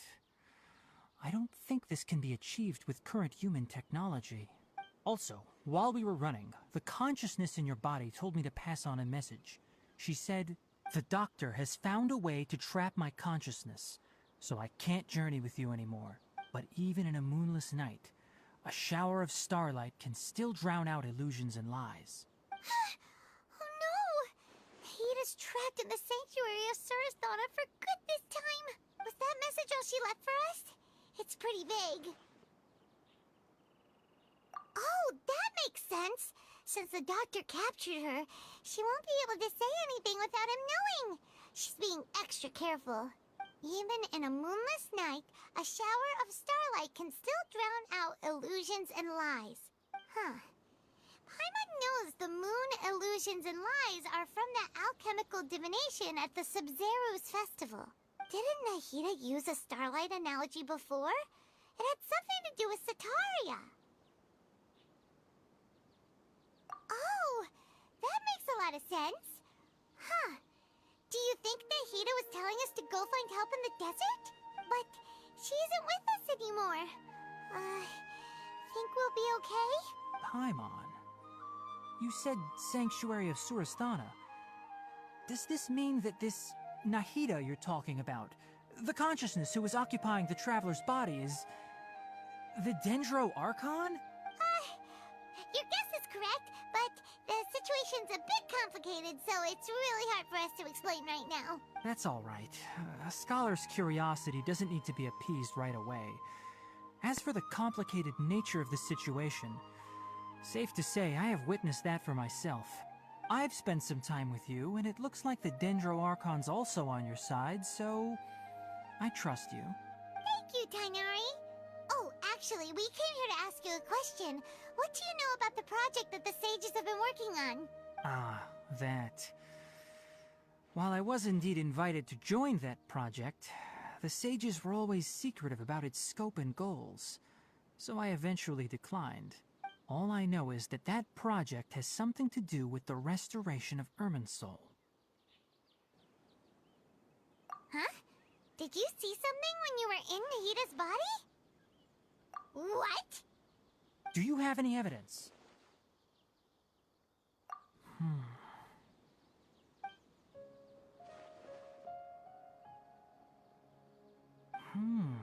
So that's what happened.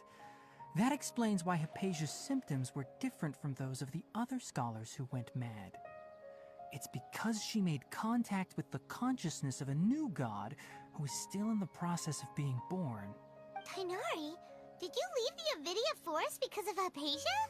I did. I noticed Hypatia's mental anomalies, but since her symptoms were rather atypical, I secretly took her to Pardes Dii and began searching for a way to return her to her normal self. If I didn't take action, Hypatia would have already been taken by the Matra to the desert, doomed to a life of exile at Aru village. Now that you mention it, I knew the Academia has never thought particularly highly of Lesser Lord Kusanali, but I still didn't expect them to do something as arrogant as creating a new god. Looks like I made the right decision by not accepting their invitation. The Doctor and the Balladeer. We have 2 Fatui Harbingers in Sumeru. Sounds like we're in for a bad time. From your description, I don't think they've completed their project. There may still be room for us to intervene. But then, what is the connection between creating a new god and restoring Irminsul? Yeah, it feels like we're still nowhere close to figuring out the sage's goals. Right. We've pretty much gone over everything we need to know, so we should head out. How about— I'll stay here for now. I still want to try a few more things to help Hypatia. If you're planning to go into the desert, start by heading for Caravan Rabat. That'll be your fastest route. Come find me here if there's anything else I can do to help. May the spirit of wisdom go with you. Thanks, Tainari. Hopefully Hypatia will feel better soon.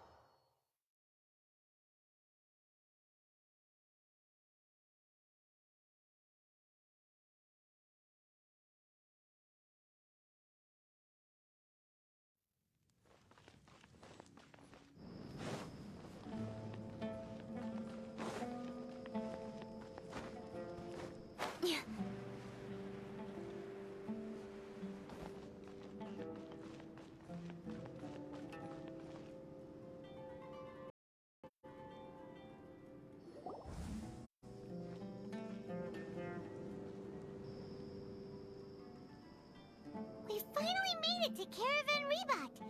It's pretty lively here. So, just past this wall is the desert, huh? Oh, wow.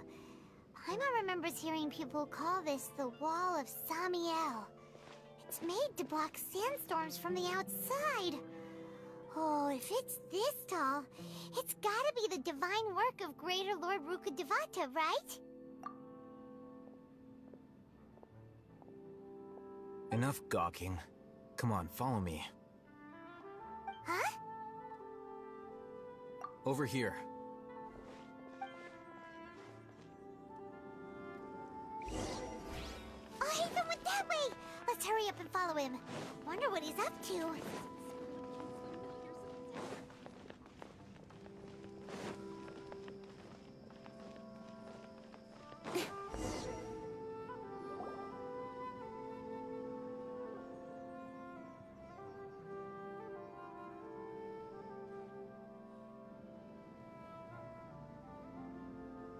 What the...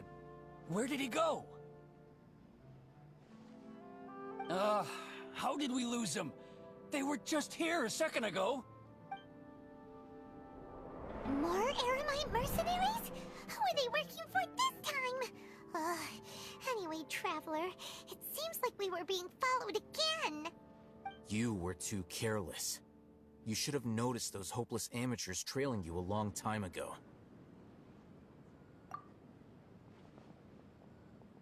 There's no need to thank me. I've never cared to keep track of personal favors. All I did was correct a mistake I happened to come across. It's a habit I developed at the Academia. You really gave Paimon a scare, Alhaitham. We never thought we'd run into you here. Last time we met at Port Ormos, didn't you say you were going back to the Academia? Wait, don't tell Paimon that you're here to take us back on their orders. Oh, so you've already landed yourselves on the Academia's hit list. I can't say that I didn't expect it. However, had I wished to turn you over to the Academia, don't you think you'd already be the Eremites' honored guests by now? Oh, right. You do have a point. I have no interest in running errands for that project. As a scholar, I've always belonged to the camp that promotes researcher autonomy.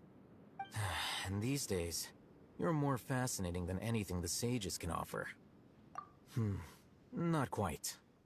To tell you the truth, I'm still investigating the Divine Knowledge Capsule. Unfortunately, I've run into some difficulties. Everyone says the capsule originated in the desert and was eventually moved to Port Ormos. If I am to get to the bottom of this, I must understand how the capsule first came to be. Which brings me back to you, and why you're so interesting. The leader of Ain al-Ahmar used the Divine Knowledge Capsule right in front of you. And upon seeing him, your expression became perplexed, and you were lost in thought for quite some time. To have that kind of reaction, I think you must have realized something. Are you interested at all in sharing what you've been hiding from me? Alhaitham, you really have a ridiculous eye for detail. What kind of person even notices or remembers stuff like that? So that's your answer. Well, I do work for the Academia after all. So considering that, it is indeed wise to keep your cards close to your chest. But that does prove you do have some undisclosed information about the Divine Knowledge Capsule. Am I right? No matter. Rather than simply learning the answers from you, I'd still prefer to investigate on my own. Speaking of, you two are also headed to the desert? That's right! We have the same plan as you! But we don't really have any concrete goals at the moment. Then I'd suggest starting with Aru Village. It's the largest settlement in the desert, so it'll probably have more resources and intel than anywhere else. Well, would you like to head there together? It's always better to travel with someone you know. Let's go!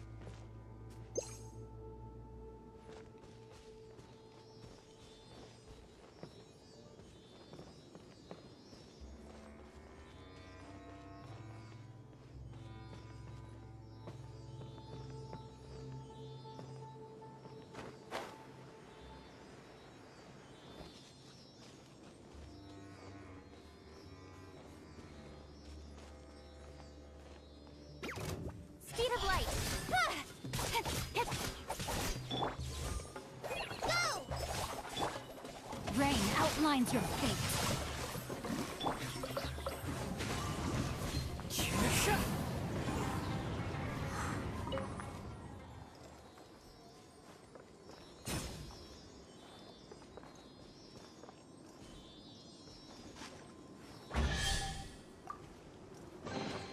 Who says there aren't benefits to a life of wandering?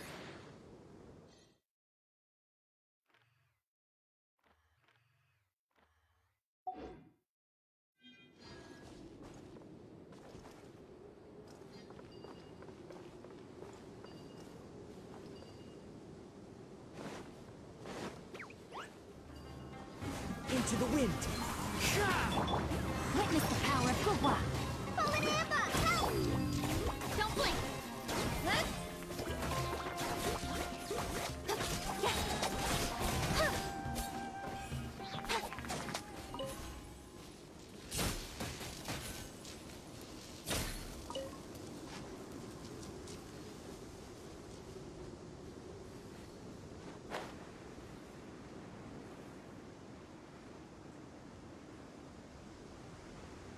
Huh? Another distraction. That tingle? The wind knows me. I got careless. Nowhere to hide. Speed of light.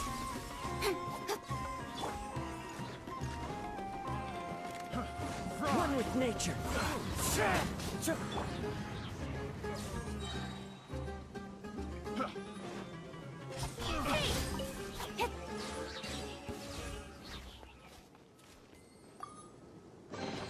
You give, you receive. Ha!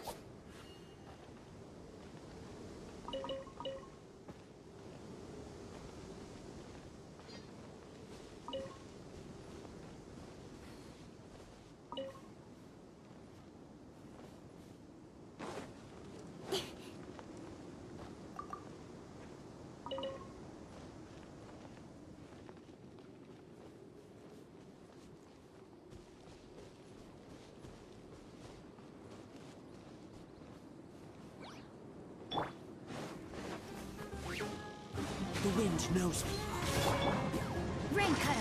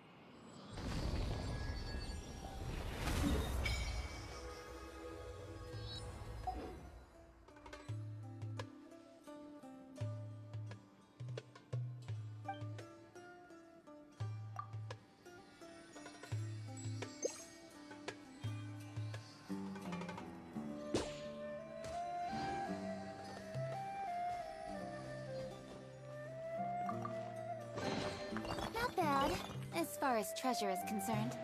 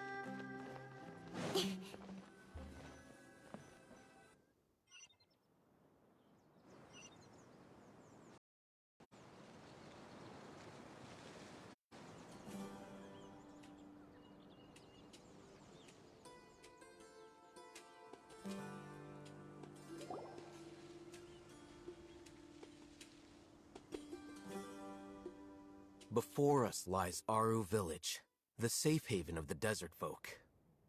Whoa, this landscape is really something else. What a cool place!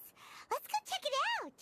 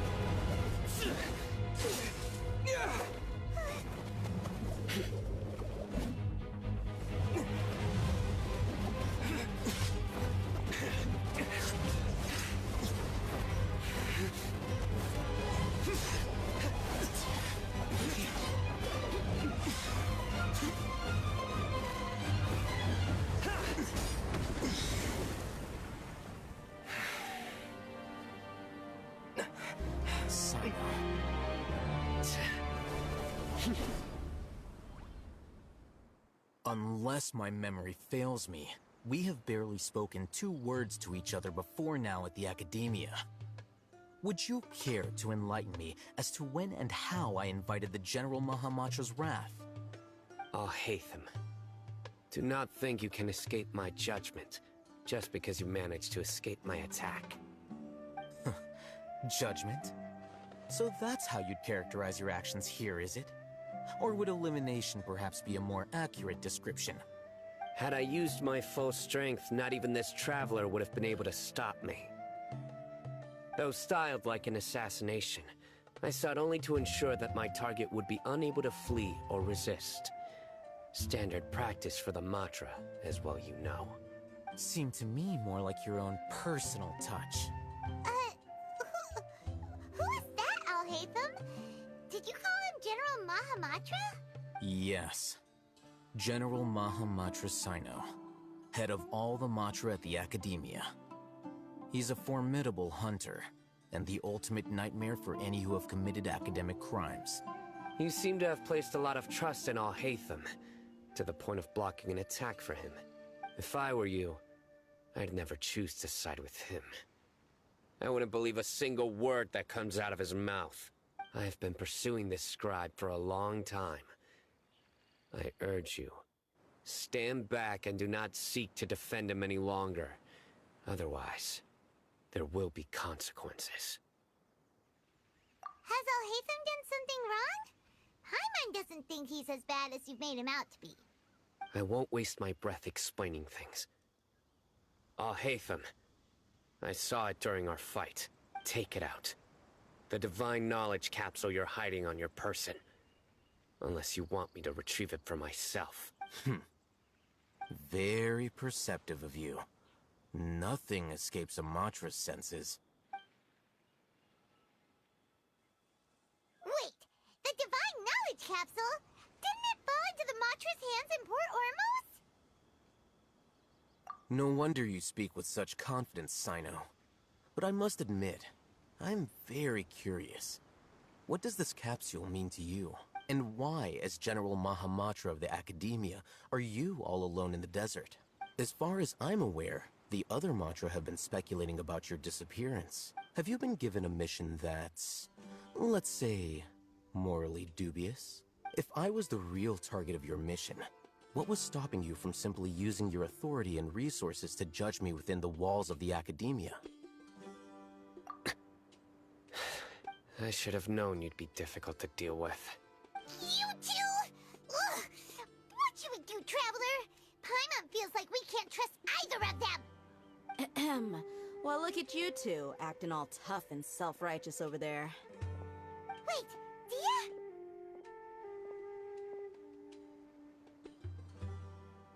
Great! Finally, someone that we can trust! You gotta help us out here, otherwise these two are gonna start fighting again! Yeah, sure looks that way. 2 giants from the Academia duking it out once and for all. Not something you get to see every day, that's for— Listen, I know you academic types love to fill up your big brains with self-righteous morality and lord your empty rules and virtues over each other. But how dare you bring your petty disputes into the safe haven of Aru Village? It seems like someone's gonna have to beat some sense into your thick skulls until you finally learn to respect these grounds.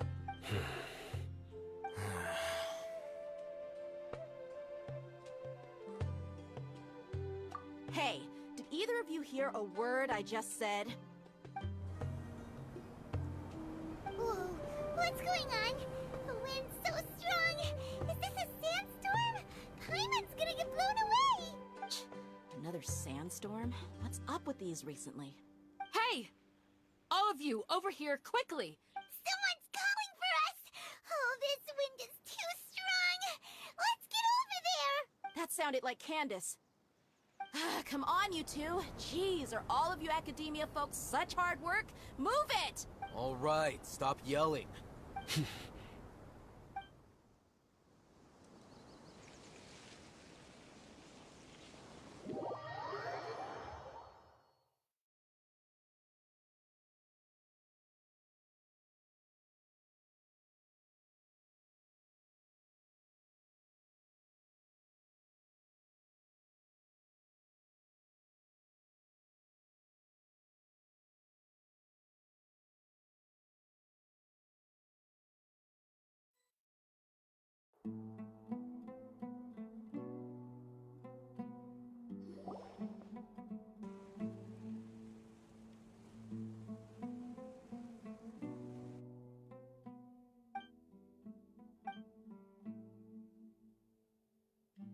Well, this is pretty awkward.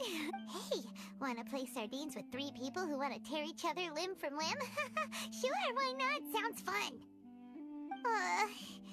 The air is so thick and heavy. Paimon can hardly keep floating anymore. My sincere apologies, everyone. This is the home of our village chief.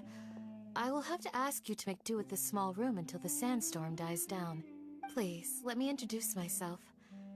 I am Candace, protector of Aru Village. Our savior has come at last! Nice to meet you, Candace. The name's Paimon. Thank you so much for helping us. There's no need to thank me. It's only right to help each other when the weather gets rough. Wow, she's so gentle and caring, like a nice older sister. Unlike those guys over there. All right. Now that we're all better acquainted, we should return to the topic at hand. As a guardian charged with the responsibility to protect my fellow villagers from harm, I was observing your conflict from afar, even before the sandstorm started. And now that you have set foot within our village itself, it is all the more my responsibility to make absolutely sure that you pose no threat whatsoever to us. So please, have an honest and sincere conversation with one another, and put your hostile feelings to rest. If anyone dares to start anything again while they are under this roof, I will not hesitate to send them out for some quality time with the creatures of the sandstorm. Oh, on second thought, Paimon may have misjudged Candace's character. And that goes for you too, Miss Dia. Do I make myself clear? All right, we got it, Candace. That's what I like to hear. So, which of you will begin? I was supposed to be a mediator, but I might have gotten a little too involved just now. Anyway, one of those two should probably start talking. Wait, that was you trying to be a mediator? I have nothing to hide, so there's no shame in explaining myself. While Al-Haytham wasn't wrong about the other Matra not knowing my whereabouts, it's not because I've been assigned a morally dubious mission. Rather, I've chosen to exile myself. Huh? Exile yourself? A little while ago, I discovered that there was data missing in the Academia's project planning and development files. What little they did report clearly did not match the project's actual progress.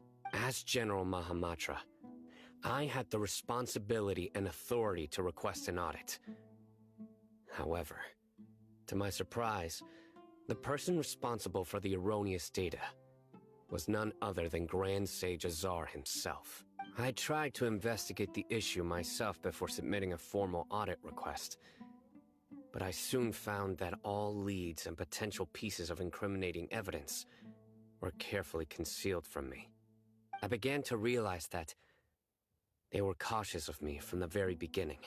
Unsurprisingly, the Grand Sage rejected my audit request as soon as the submission reached his desk. He even said to me, "The power of the General Mahamatra is granted by the sages. You have no right to judge us." So they really are up to no good.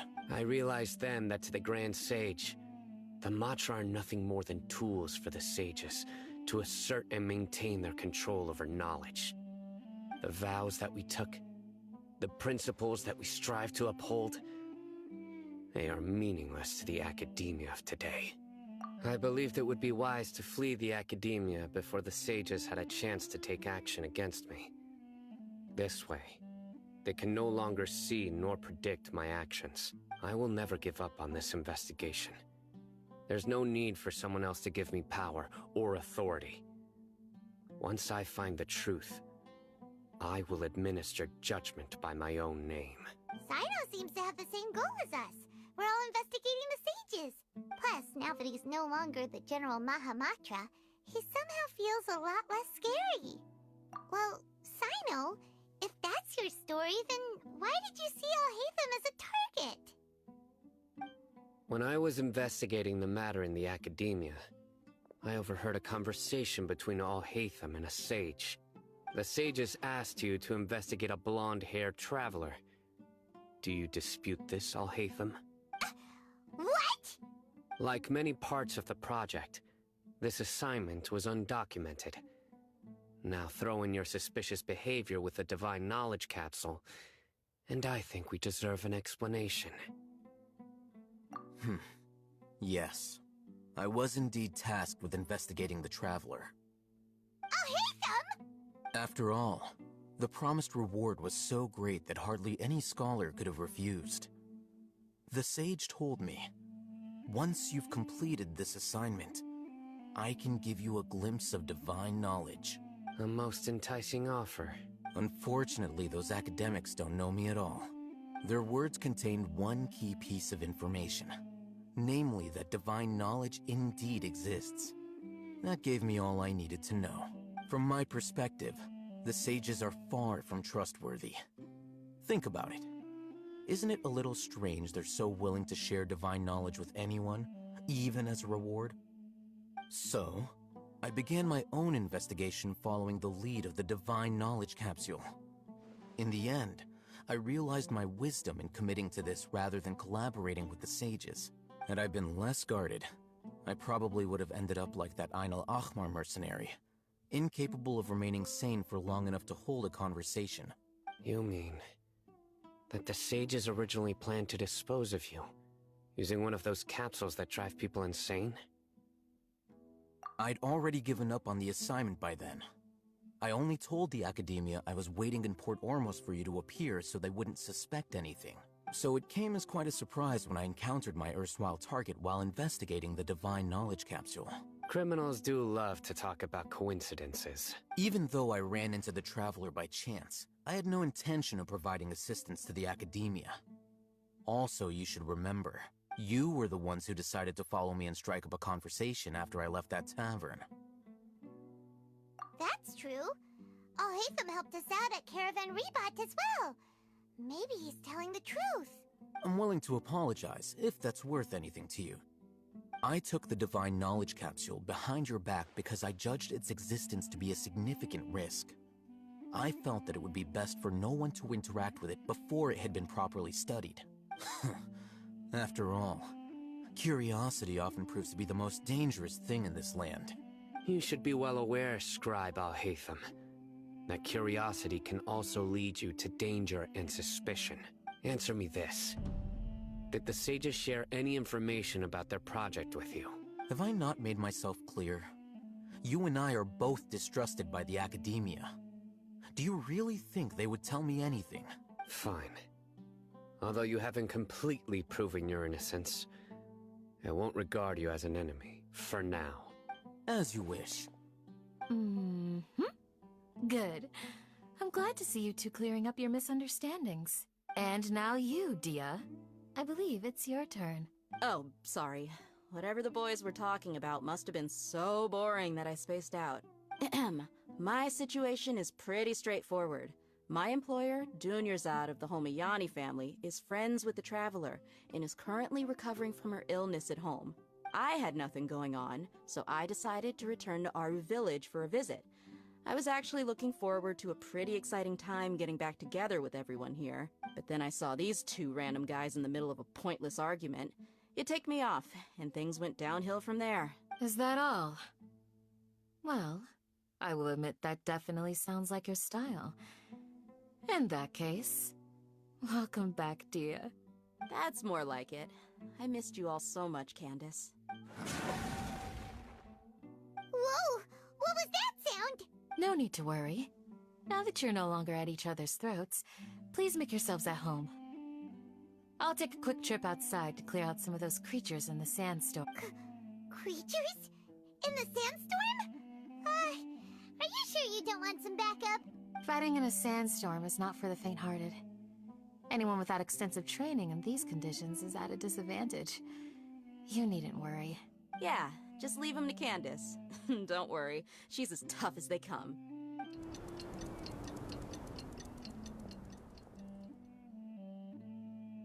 The wind's died down. That means the sandstorm's over, right? Candace still isn't back yet, though. Is she alright? Maybe we should go out and check on her. When you put it that way, even I'm starting to feel a little worried. All right, let's go. We've been here long enough, and the boys are as chatty as the floor.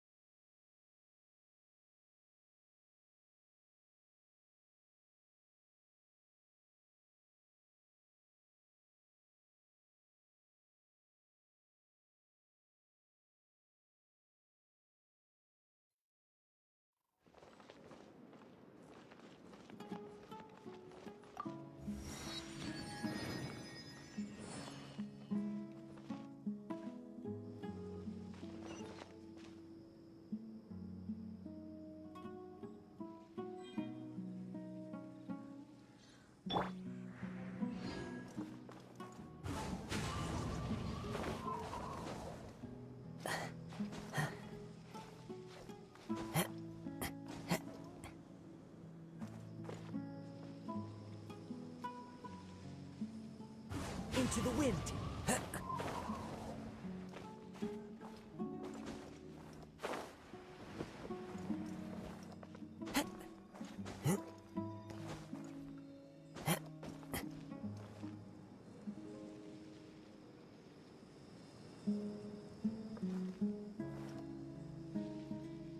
One with nature.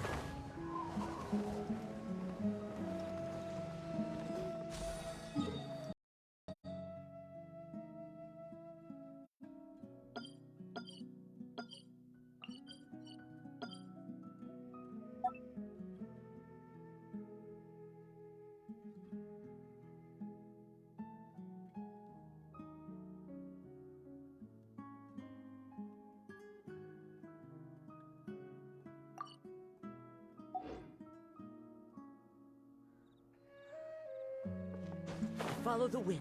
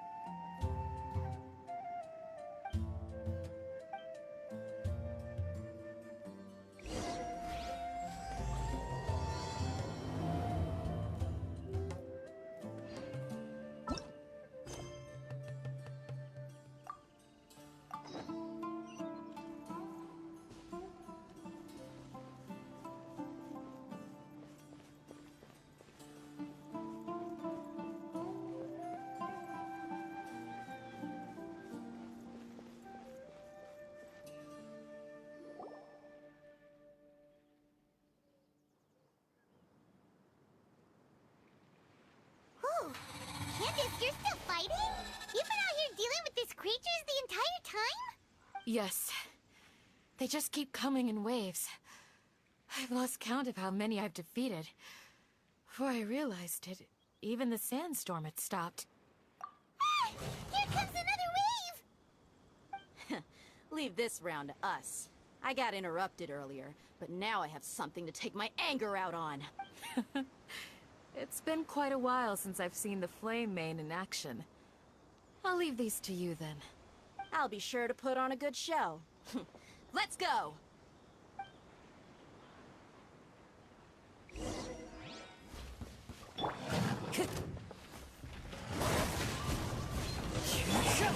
Ride this off the side!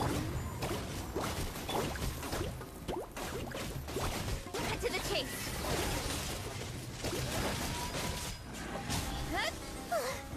Here comes another wave! When are they ever gonna let up? As one with wind and cloud.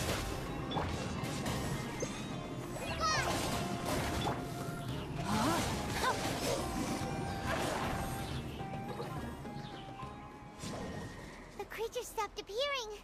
Was that the last of them? What we fought just now was probably the aftermath of the sandstorm. So we should be safe for the time being. Well fought, everyone. No injuries, I hope.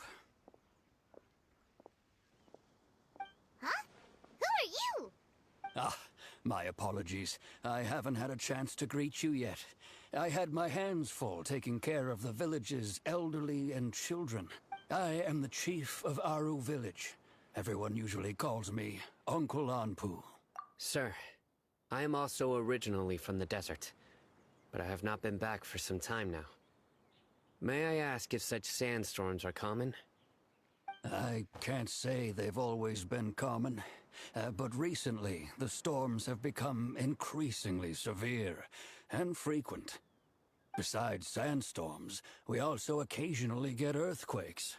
According to an investigator who stayed in the village a while ago, these unusual natural phenomena are related to the withering of Irminsul. Another effect of Irminsul's withering.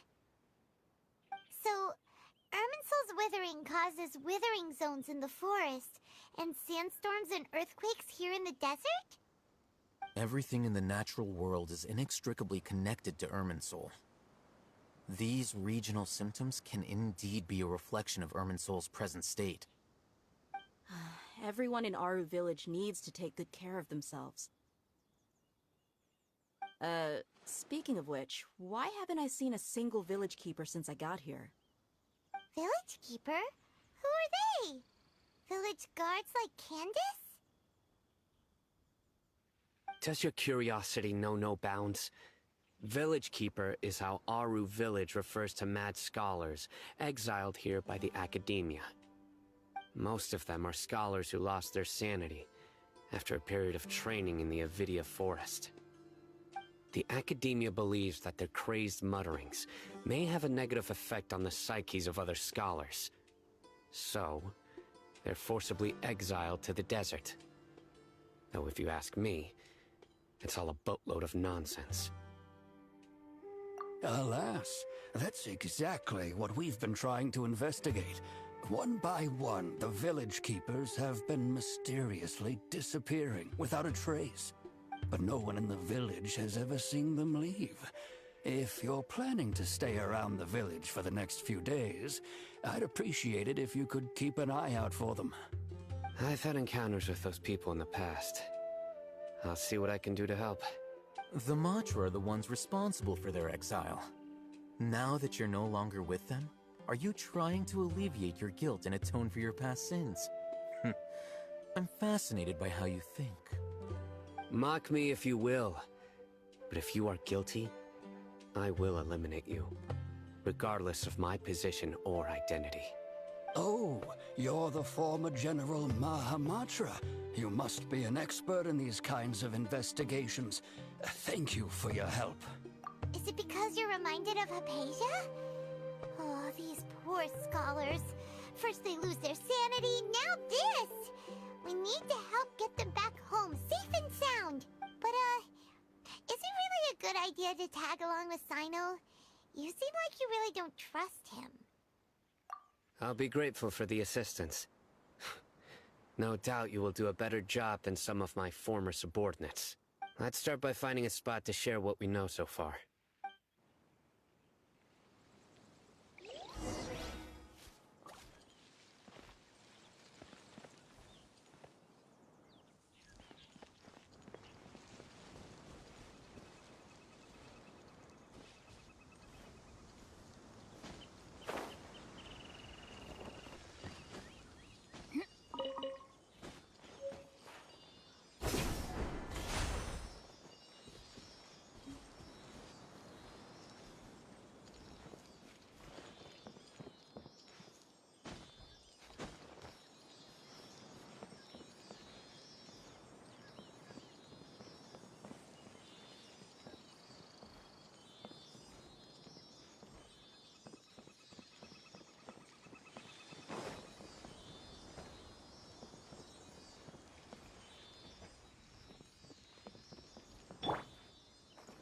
The wind knows me.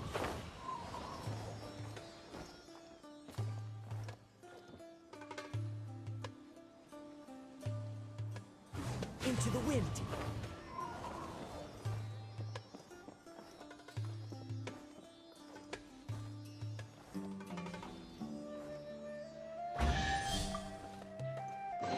Brings a smile to my face.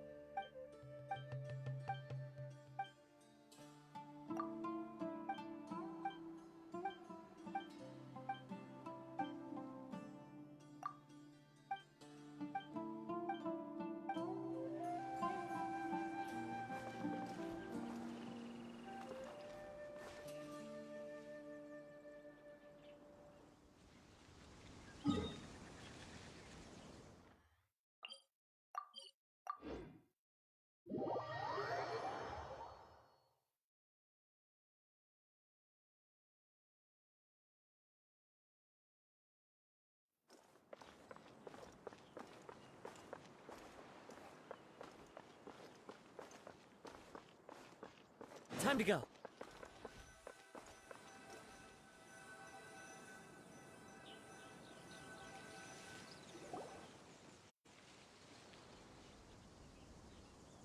Although I've sent myself into exile, I'm still doing essentially the same things as before.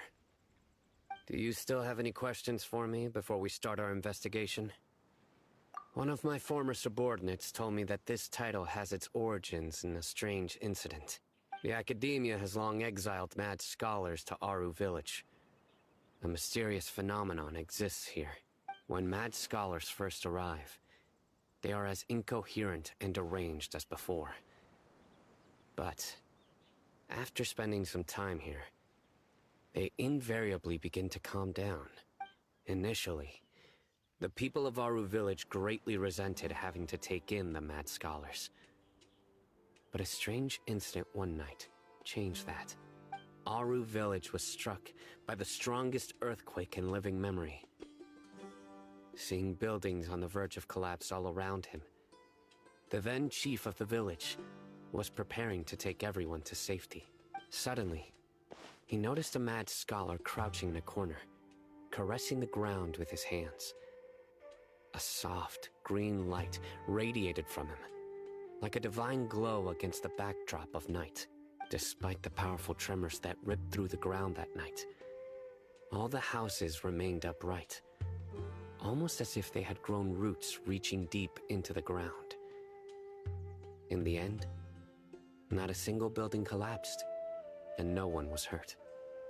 After that, the people of Aru Village treated the mad scholars with greater kindness, and began to refer to them as the Village Keepers.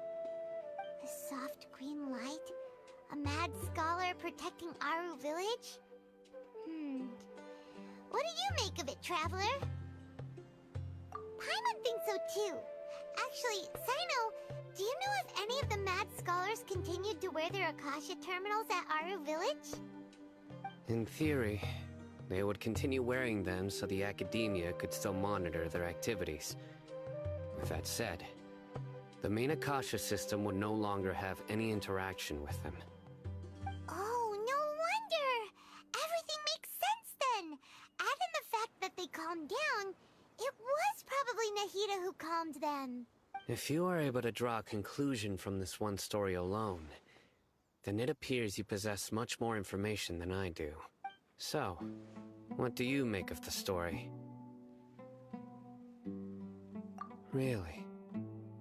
Lesser Lord Kusanali. What? You don't believe us? Lesser Lord Kusanali was definitely using the Akasha to give her power to the mad scholars! No, it's not so much that I don't believe you. I'm just struck by your reasoning.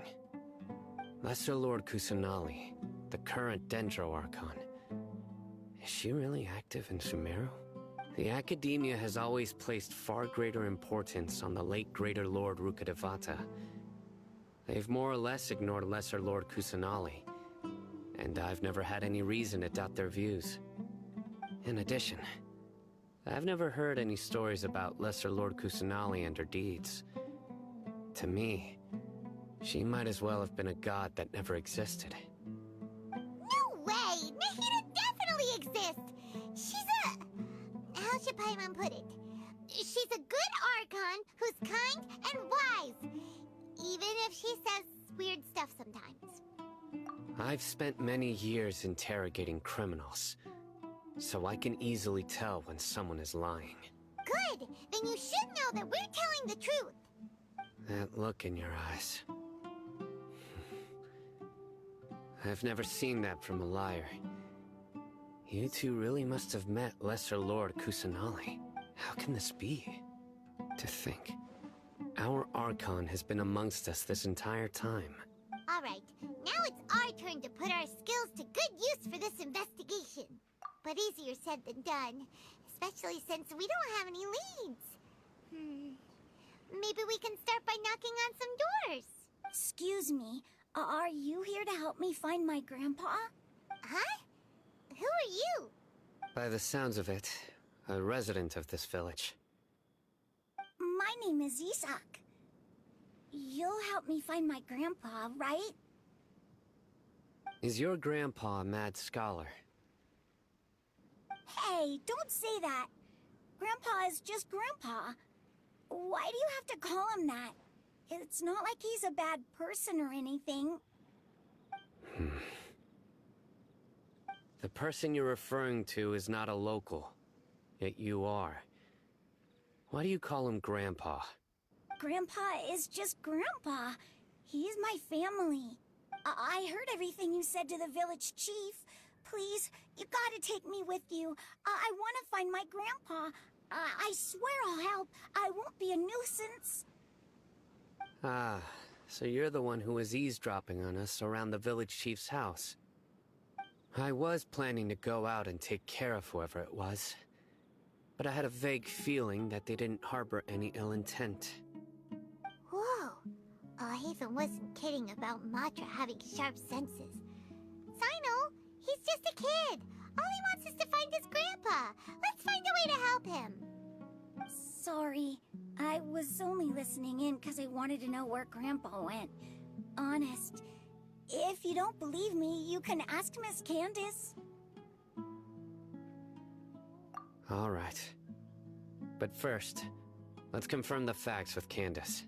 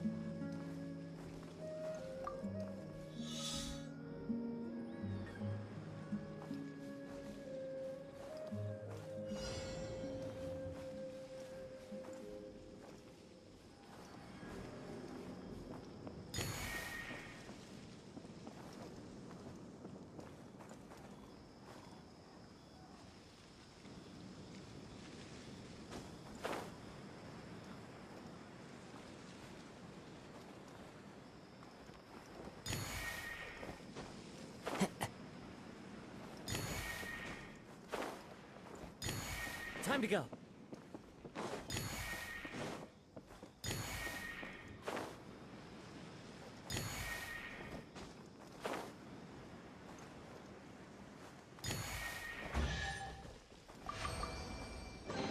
Brings a smile to my face.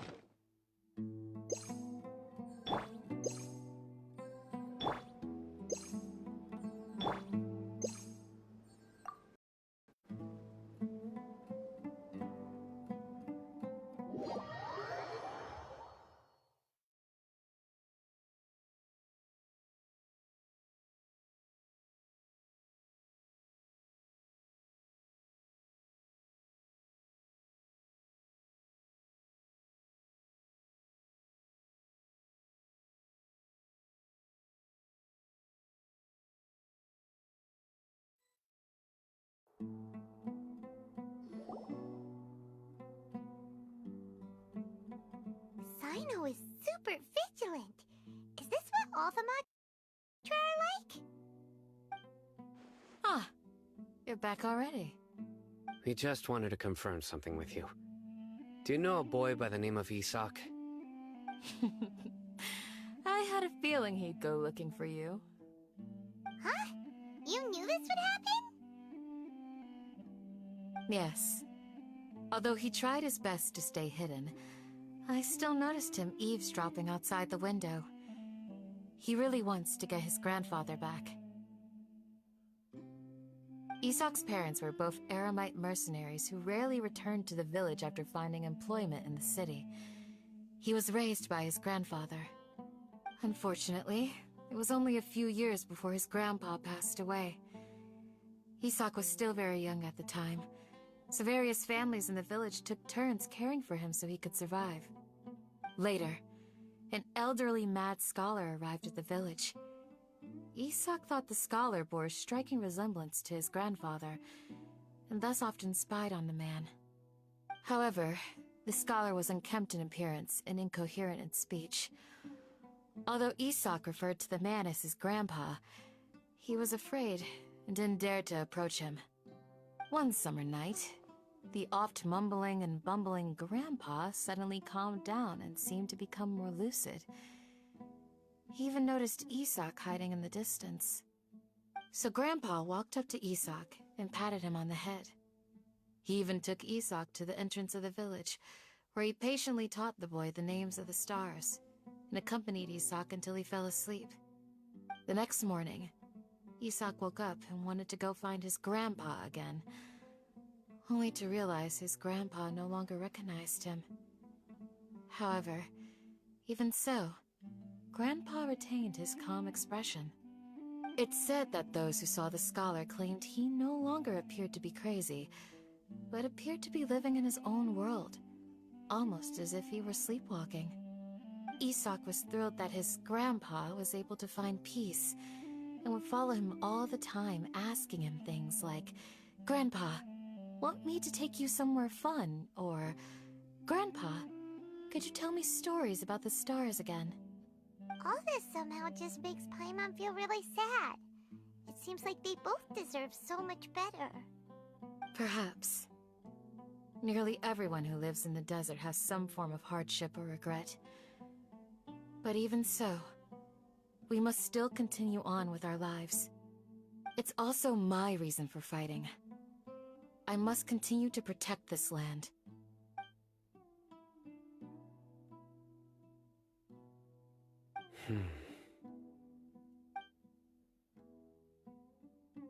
Maybe the people have always had a considerate god watching over them. Huh? What did you say, Sino? No, nothing. As long as Isak keeps his word and doesn't get in our way, we can take him along. Perhaps you are more compassionate than I gave you credit for. Please accept my thanks on Isak's behalf, Sino.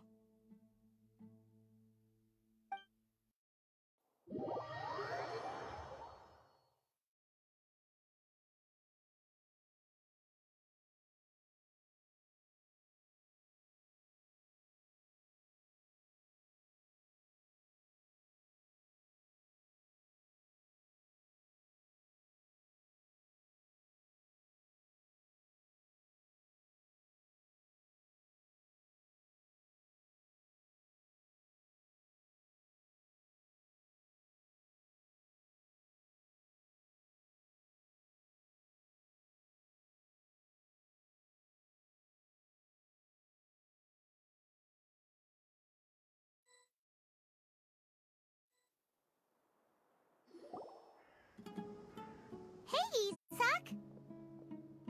Oh, it's you guys! We've cleared everything up. Let's go find your grandpa. Really? Wow! Thank you so much!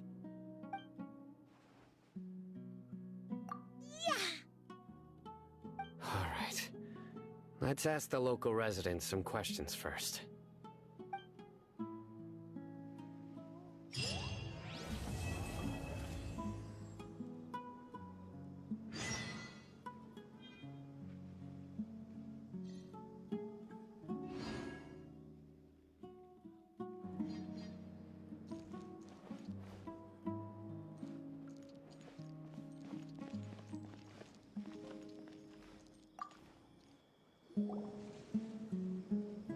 Excuse me, did you happen to see where the missing scholars went? You mean the village keepers? Oh, let me think. When I was eating dinner the other day, I saw one of them by the side of the road, muttering away and eating mushrooms and tree roots. They shouldn't go around eating that kind of stuff. Okay. Did you notice anything else? Anything else? No, I think that's all I have to tell you. Sorry.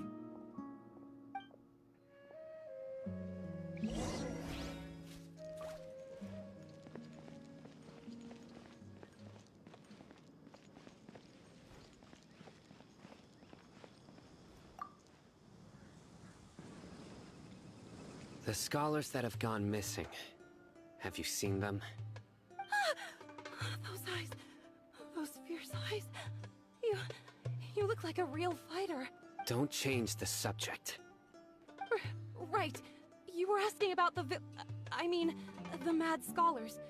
I think it's been a few days since I last saw them. I usually go to bed pretty early, so I'm not too familiar with what goes on at night. But honestly, I feel quite sympathetic towards them. Even though they act a little strange, they've helped me in the past. If it weren't for them, my house would have collapsed long ago.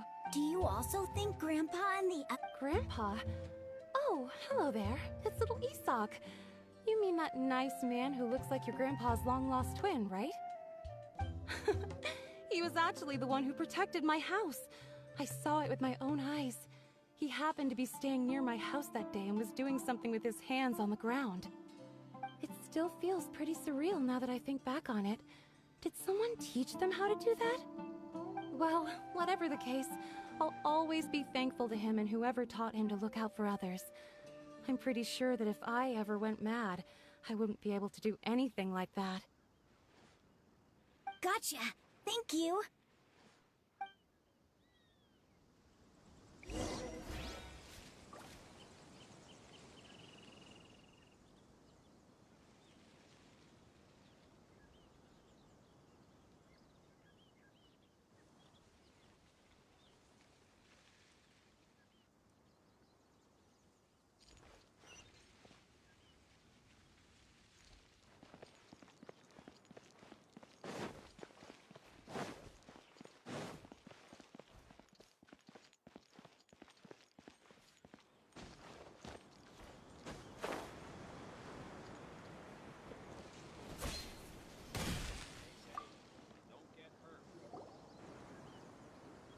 Sir, have you seen my grandpa recently?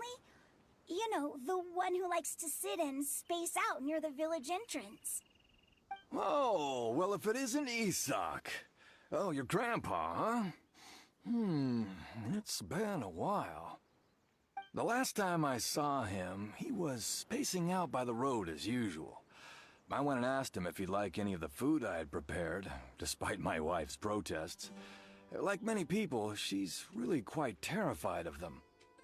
And speaking of my wife, she's still always complaining about how I don't make enough mora. That might explain why she's always mad at me. Oh, thank you. Thank you for taking care of him. It was nothing. You're looking for him, right? Did he go for a walk and get lost? Yeah. That's no good. Well, once you found him, come by my place again and I'll cook a little something for the both of you. I've known you since you were very young, so as far as I'm concerned, you're family. Please feel free to come by anytime. Wow, what a nice guy! Okay, thank you, sir. Huh? Don't say anything for now. Isak, stay here. Let's head over there. Stay quiet as you move.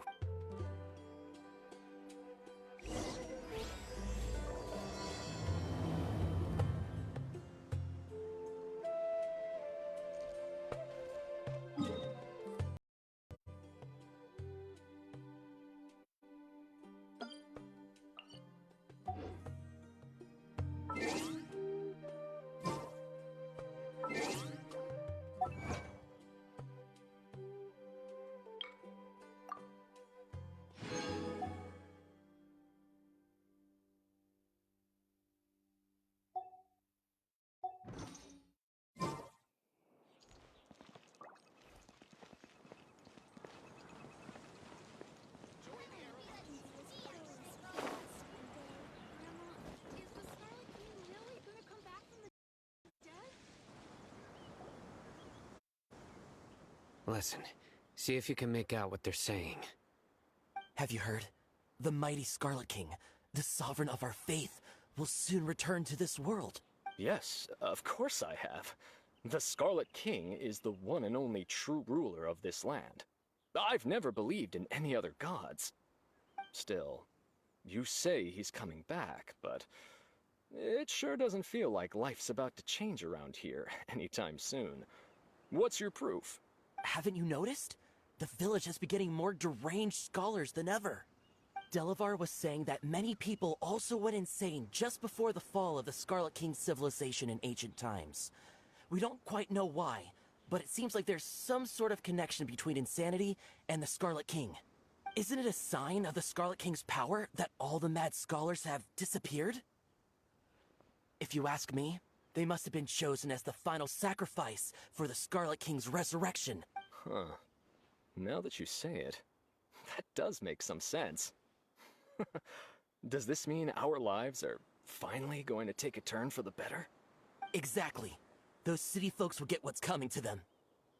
Now, repeat everything you've just said from the very beginning. Huh? Who are you? Where did you come from? My patience is running thin. You heard what I asked.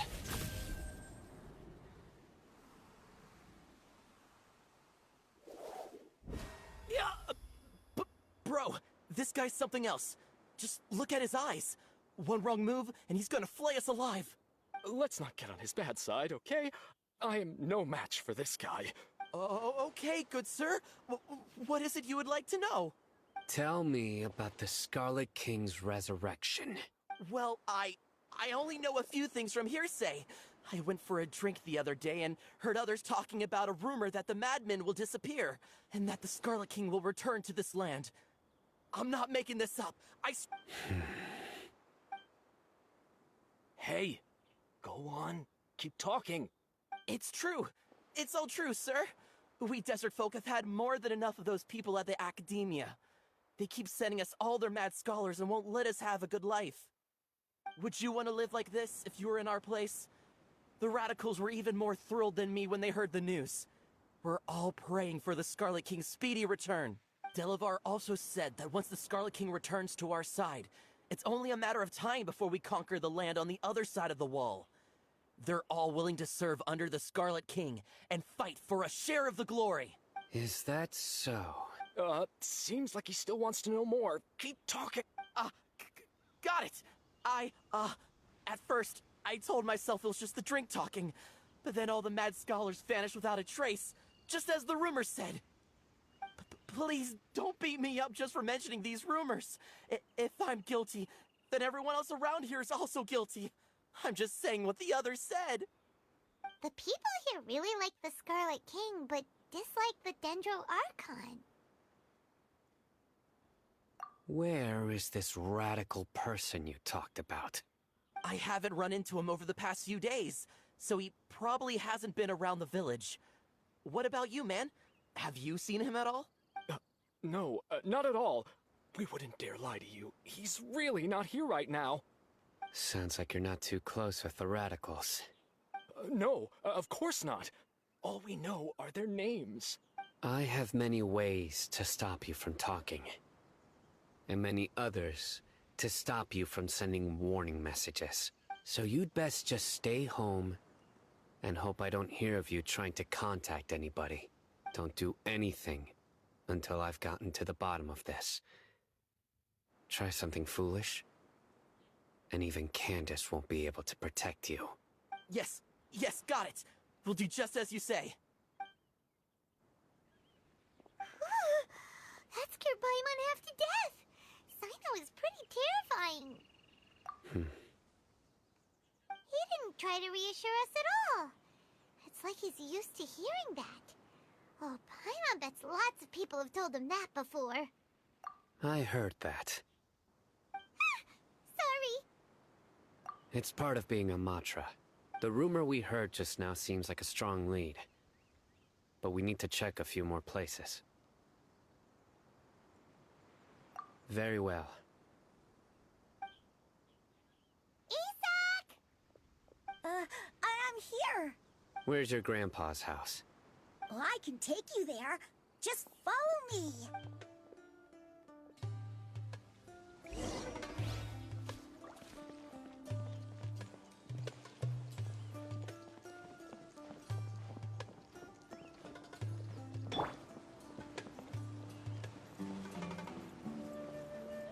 Grandpa?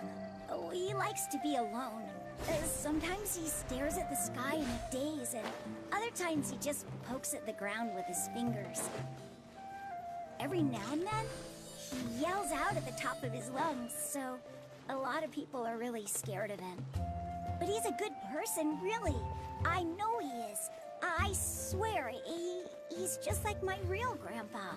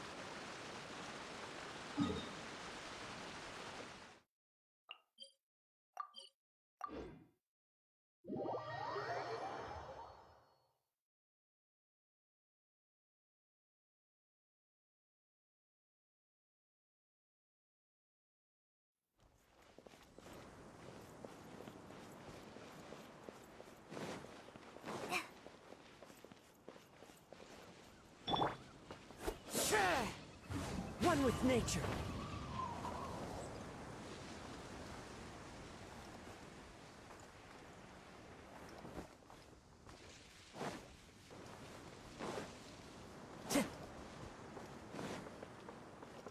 Time to go.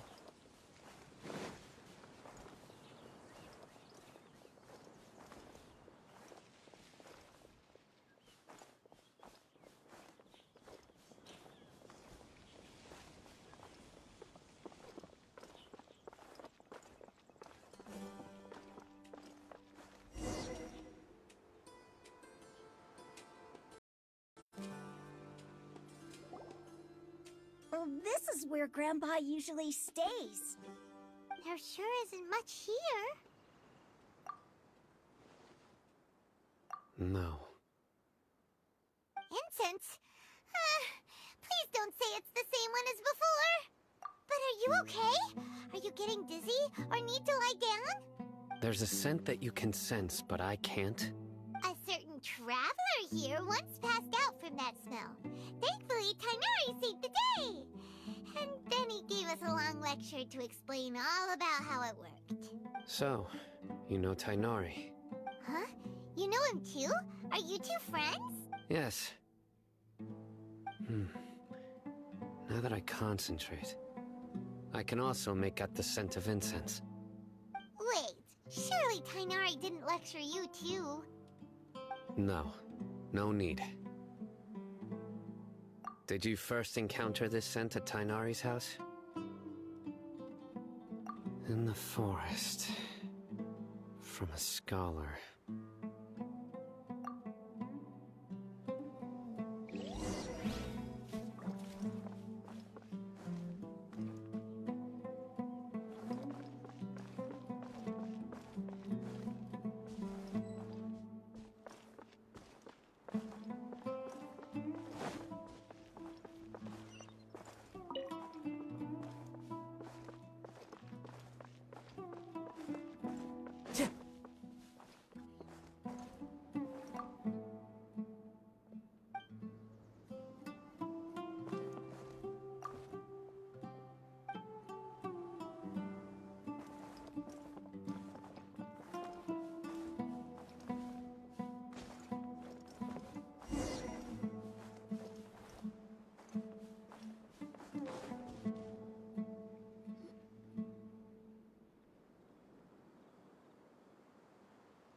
What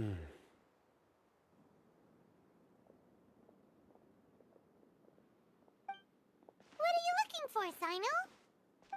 Here it is. Take a look right here. Paimon doesn't see anything. Although the traces have been completely buried in the sand, there are footprints here. From the size and shape, they belong to an adult male. This pattern is a common one from this area. Local shoes. This was probably someone from the village. The scent is quite faint, but still extant. The footprints head in the direction of the door. But who would come looking for Grandpa? He doesn't have any friends. We'd have to ask whoever lured him away with the incense.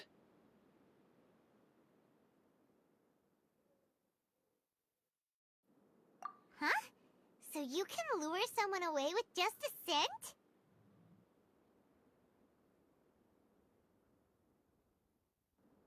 Hey! What's wrong with liking good food? Everyone's got something they love in life. Exactly. Most scholars are fond of incense, since the smell supposedly helps them clear their minds and discover new knowledge. Even deep within the clutches of madness, they still yearn for their knowledge-seeking days, and will follow the scent whenever it presents itself. No, Grandpa. So, someone's taking advantage of their weakness? Huh. Still, why would anyone want to abduct all the scholars? Are the rumors really true? Could the disappearance of all the mad scholars have something to do with the radicals? It's highly likely. Please, you have to save my Grandpa. Grandpa's never done anything wrong. Please help him. Sounds like we'd better help get him back. Don't you worry, Isak. We won't let whoever took him get away with it. Let's head to Aru Village and inform Candace and the others about what we learned here. After that,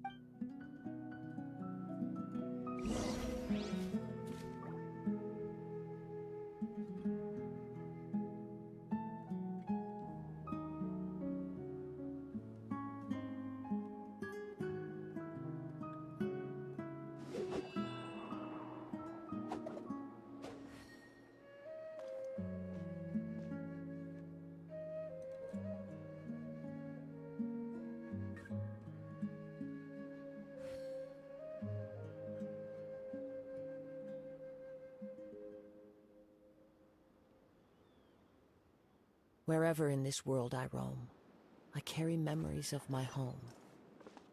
This blade, it is the last link I have to the land of my birth.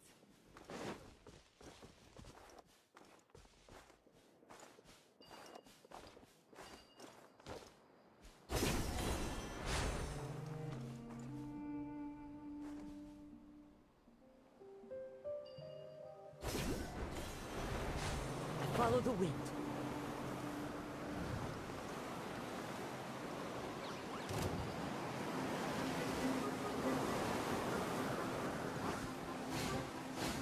Into the wind. Rain outlines your fate. Huh? Incoming.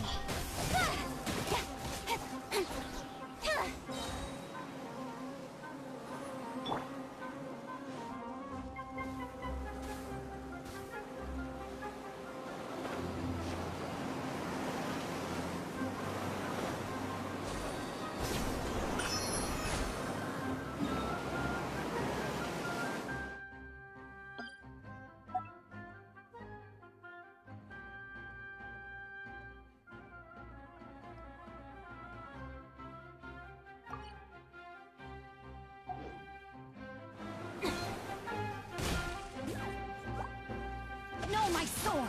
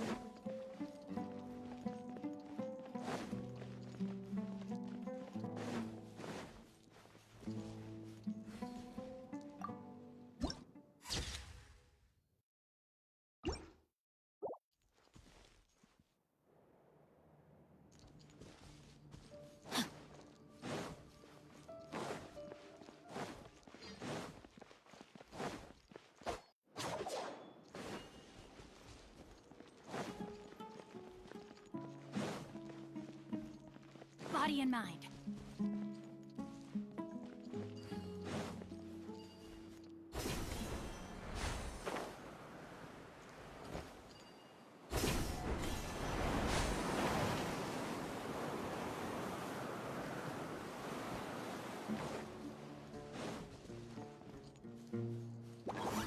Let me read your heart. One with nature.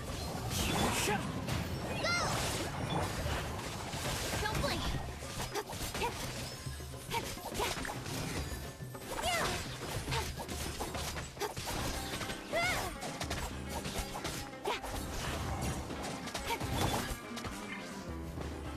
The wind knows me.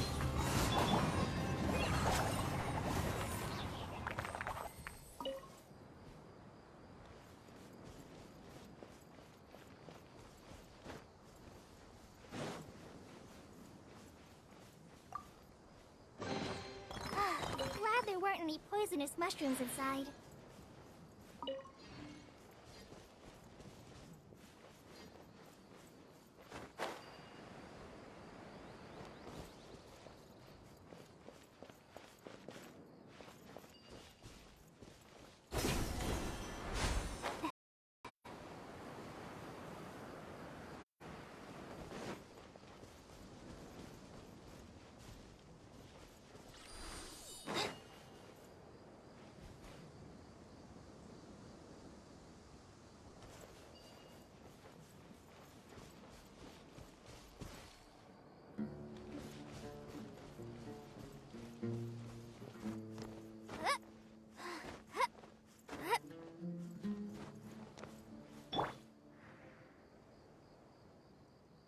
One with nature.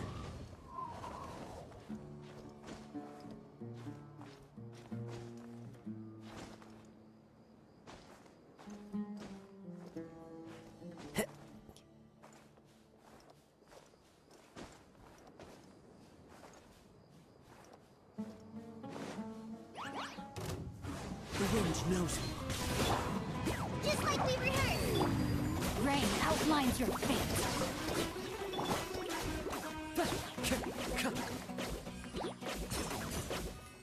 Into the wind.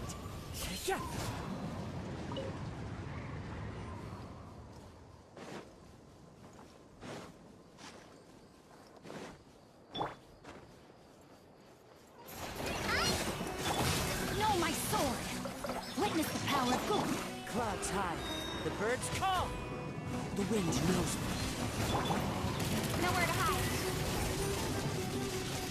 Speed of light.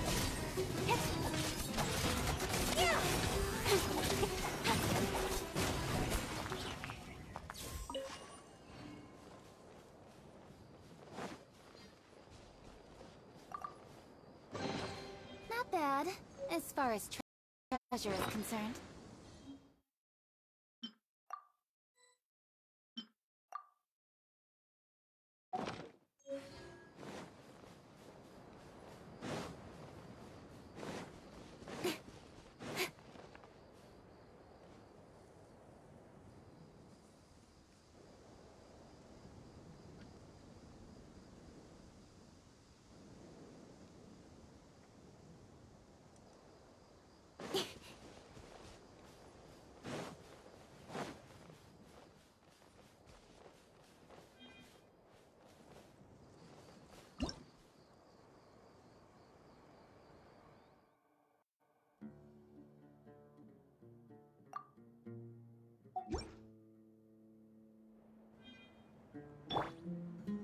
One with nature.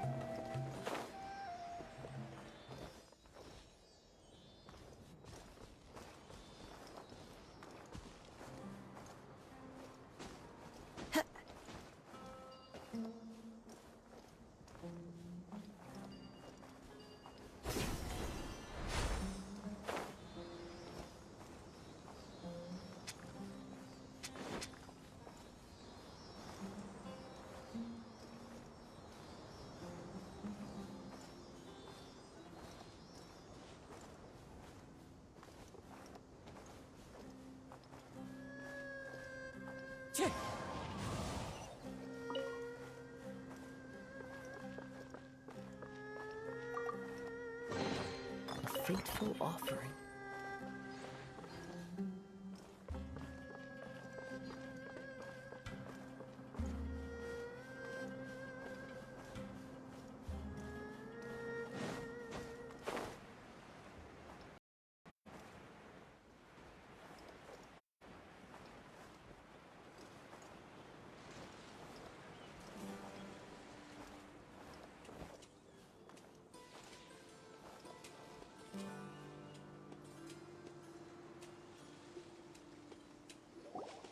Right. The darker fabric definitely looks a lot better. That'd be my choice, too. We're back, Candace! We've got a lot to tell you. Ah, welcome back. Sounds like everyone's friends already. Oh, Dia's here too! You bet. So, everything goes smoothly? Reasonably. Alhaitham didn't go with you? We haven't seen him at all. Huh. I saw him around the village entrance earlier and figured he was investigating with you. I guess he must have gone off on his own. Did you find out anything useful?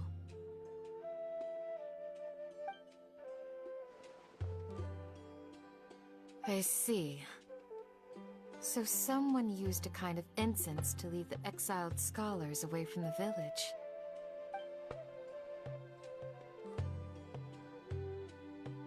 The resurrection of the Scarlet King? First I've heard of it. Far as I know, the kind of incense you just mentioned is only popular beyond the wall.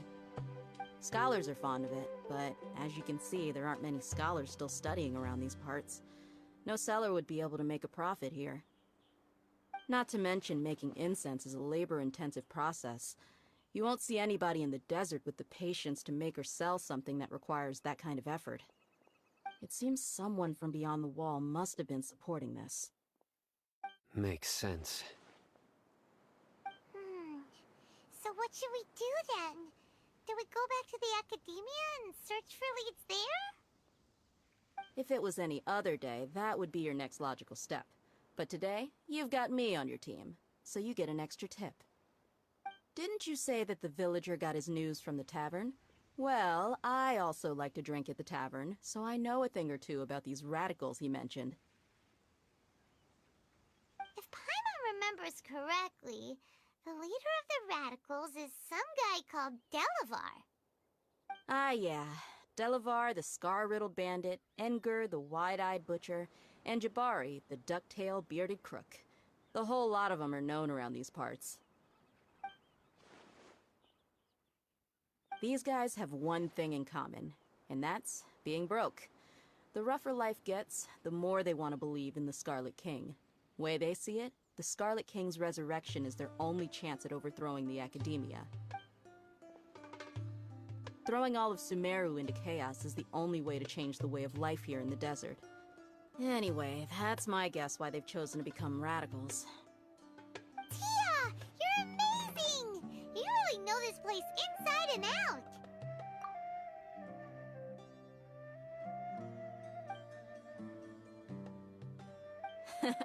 No merc can afford to slack off on gathering intelligence. Every mora I've spent in the tavern has been a valuable investment. Let's head out.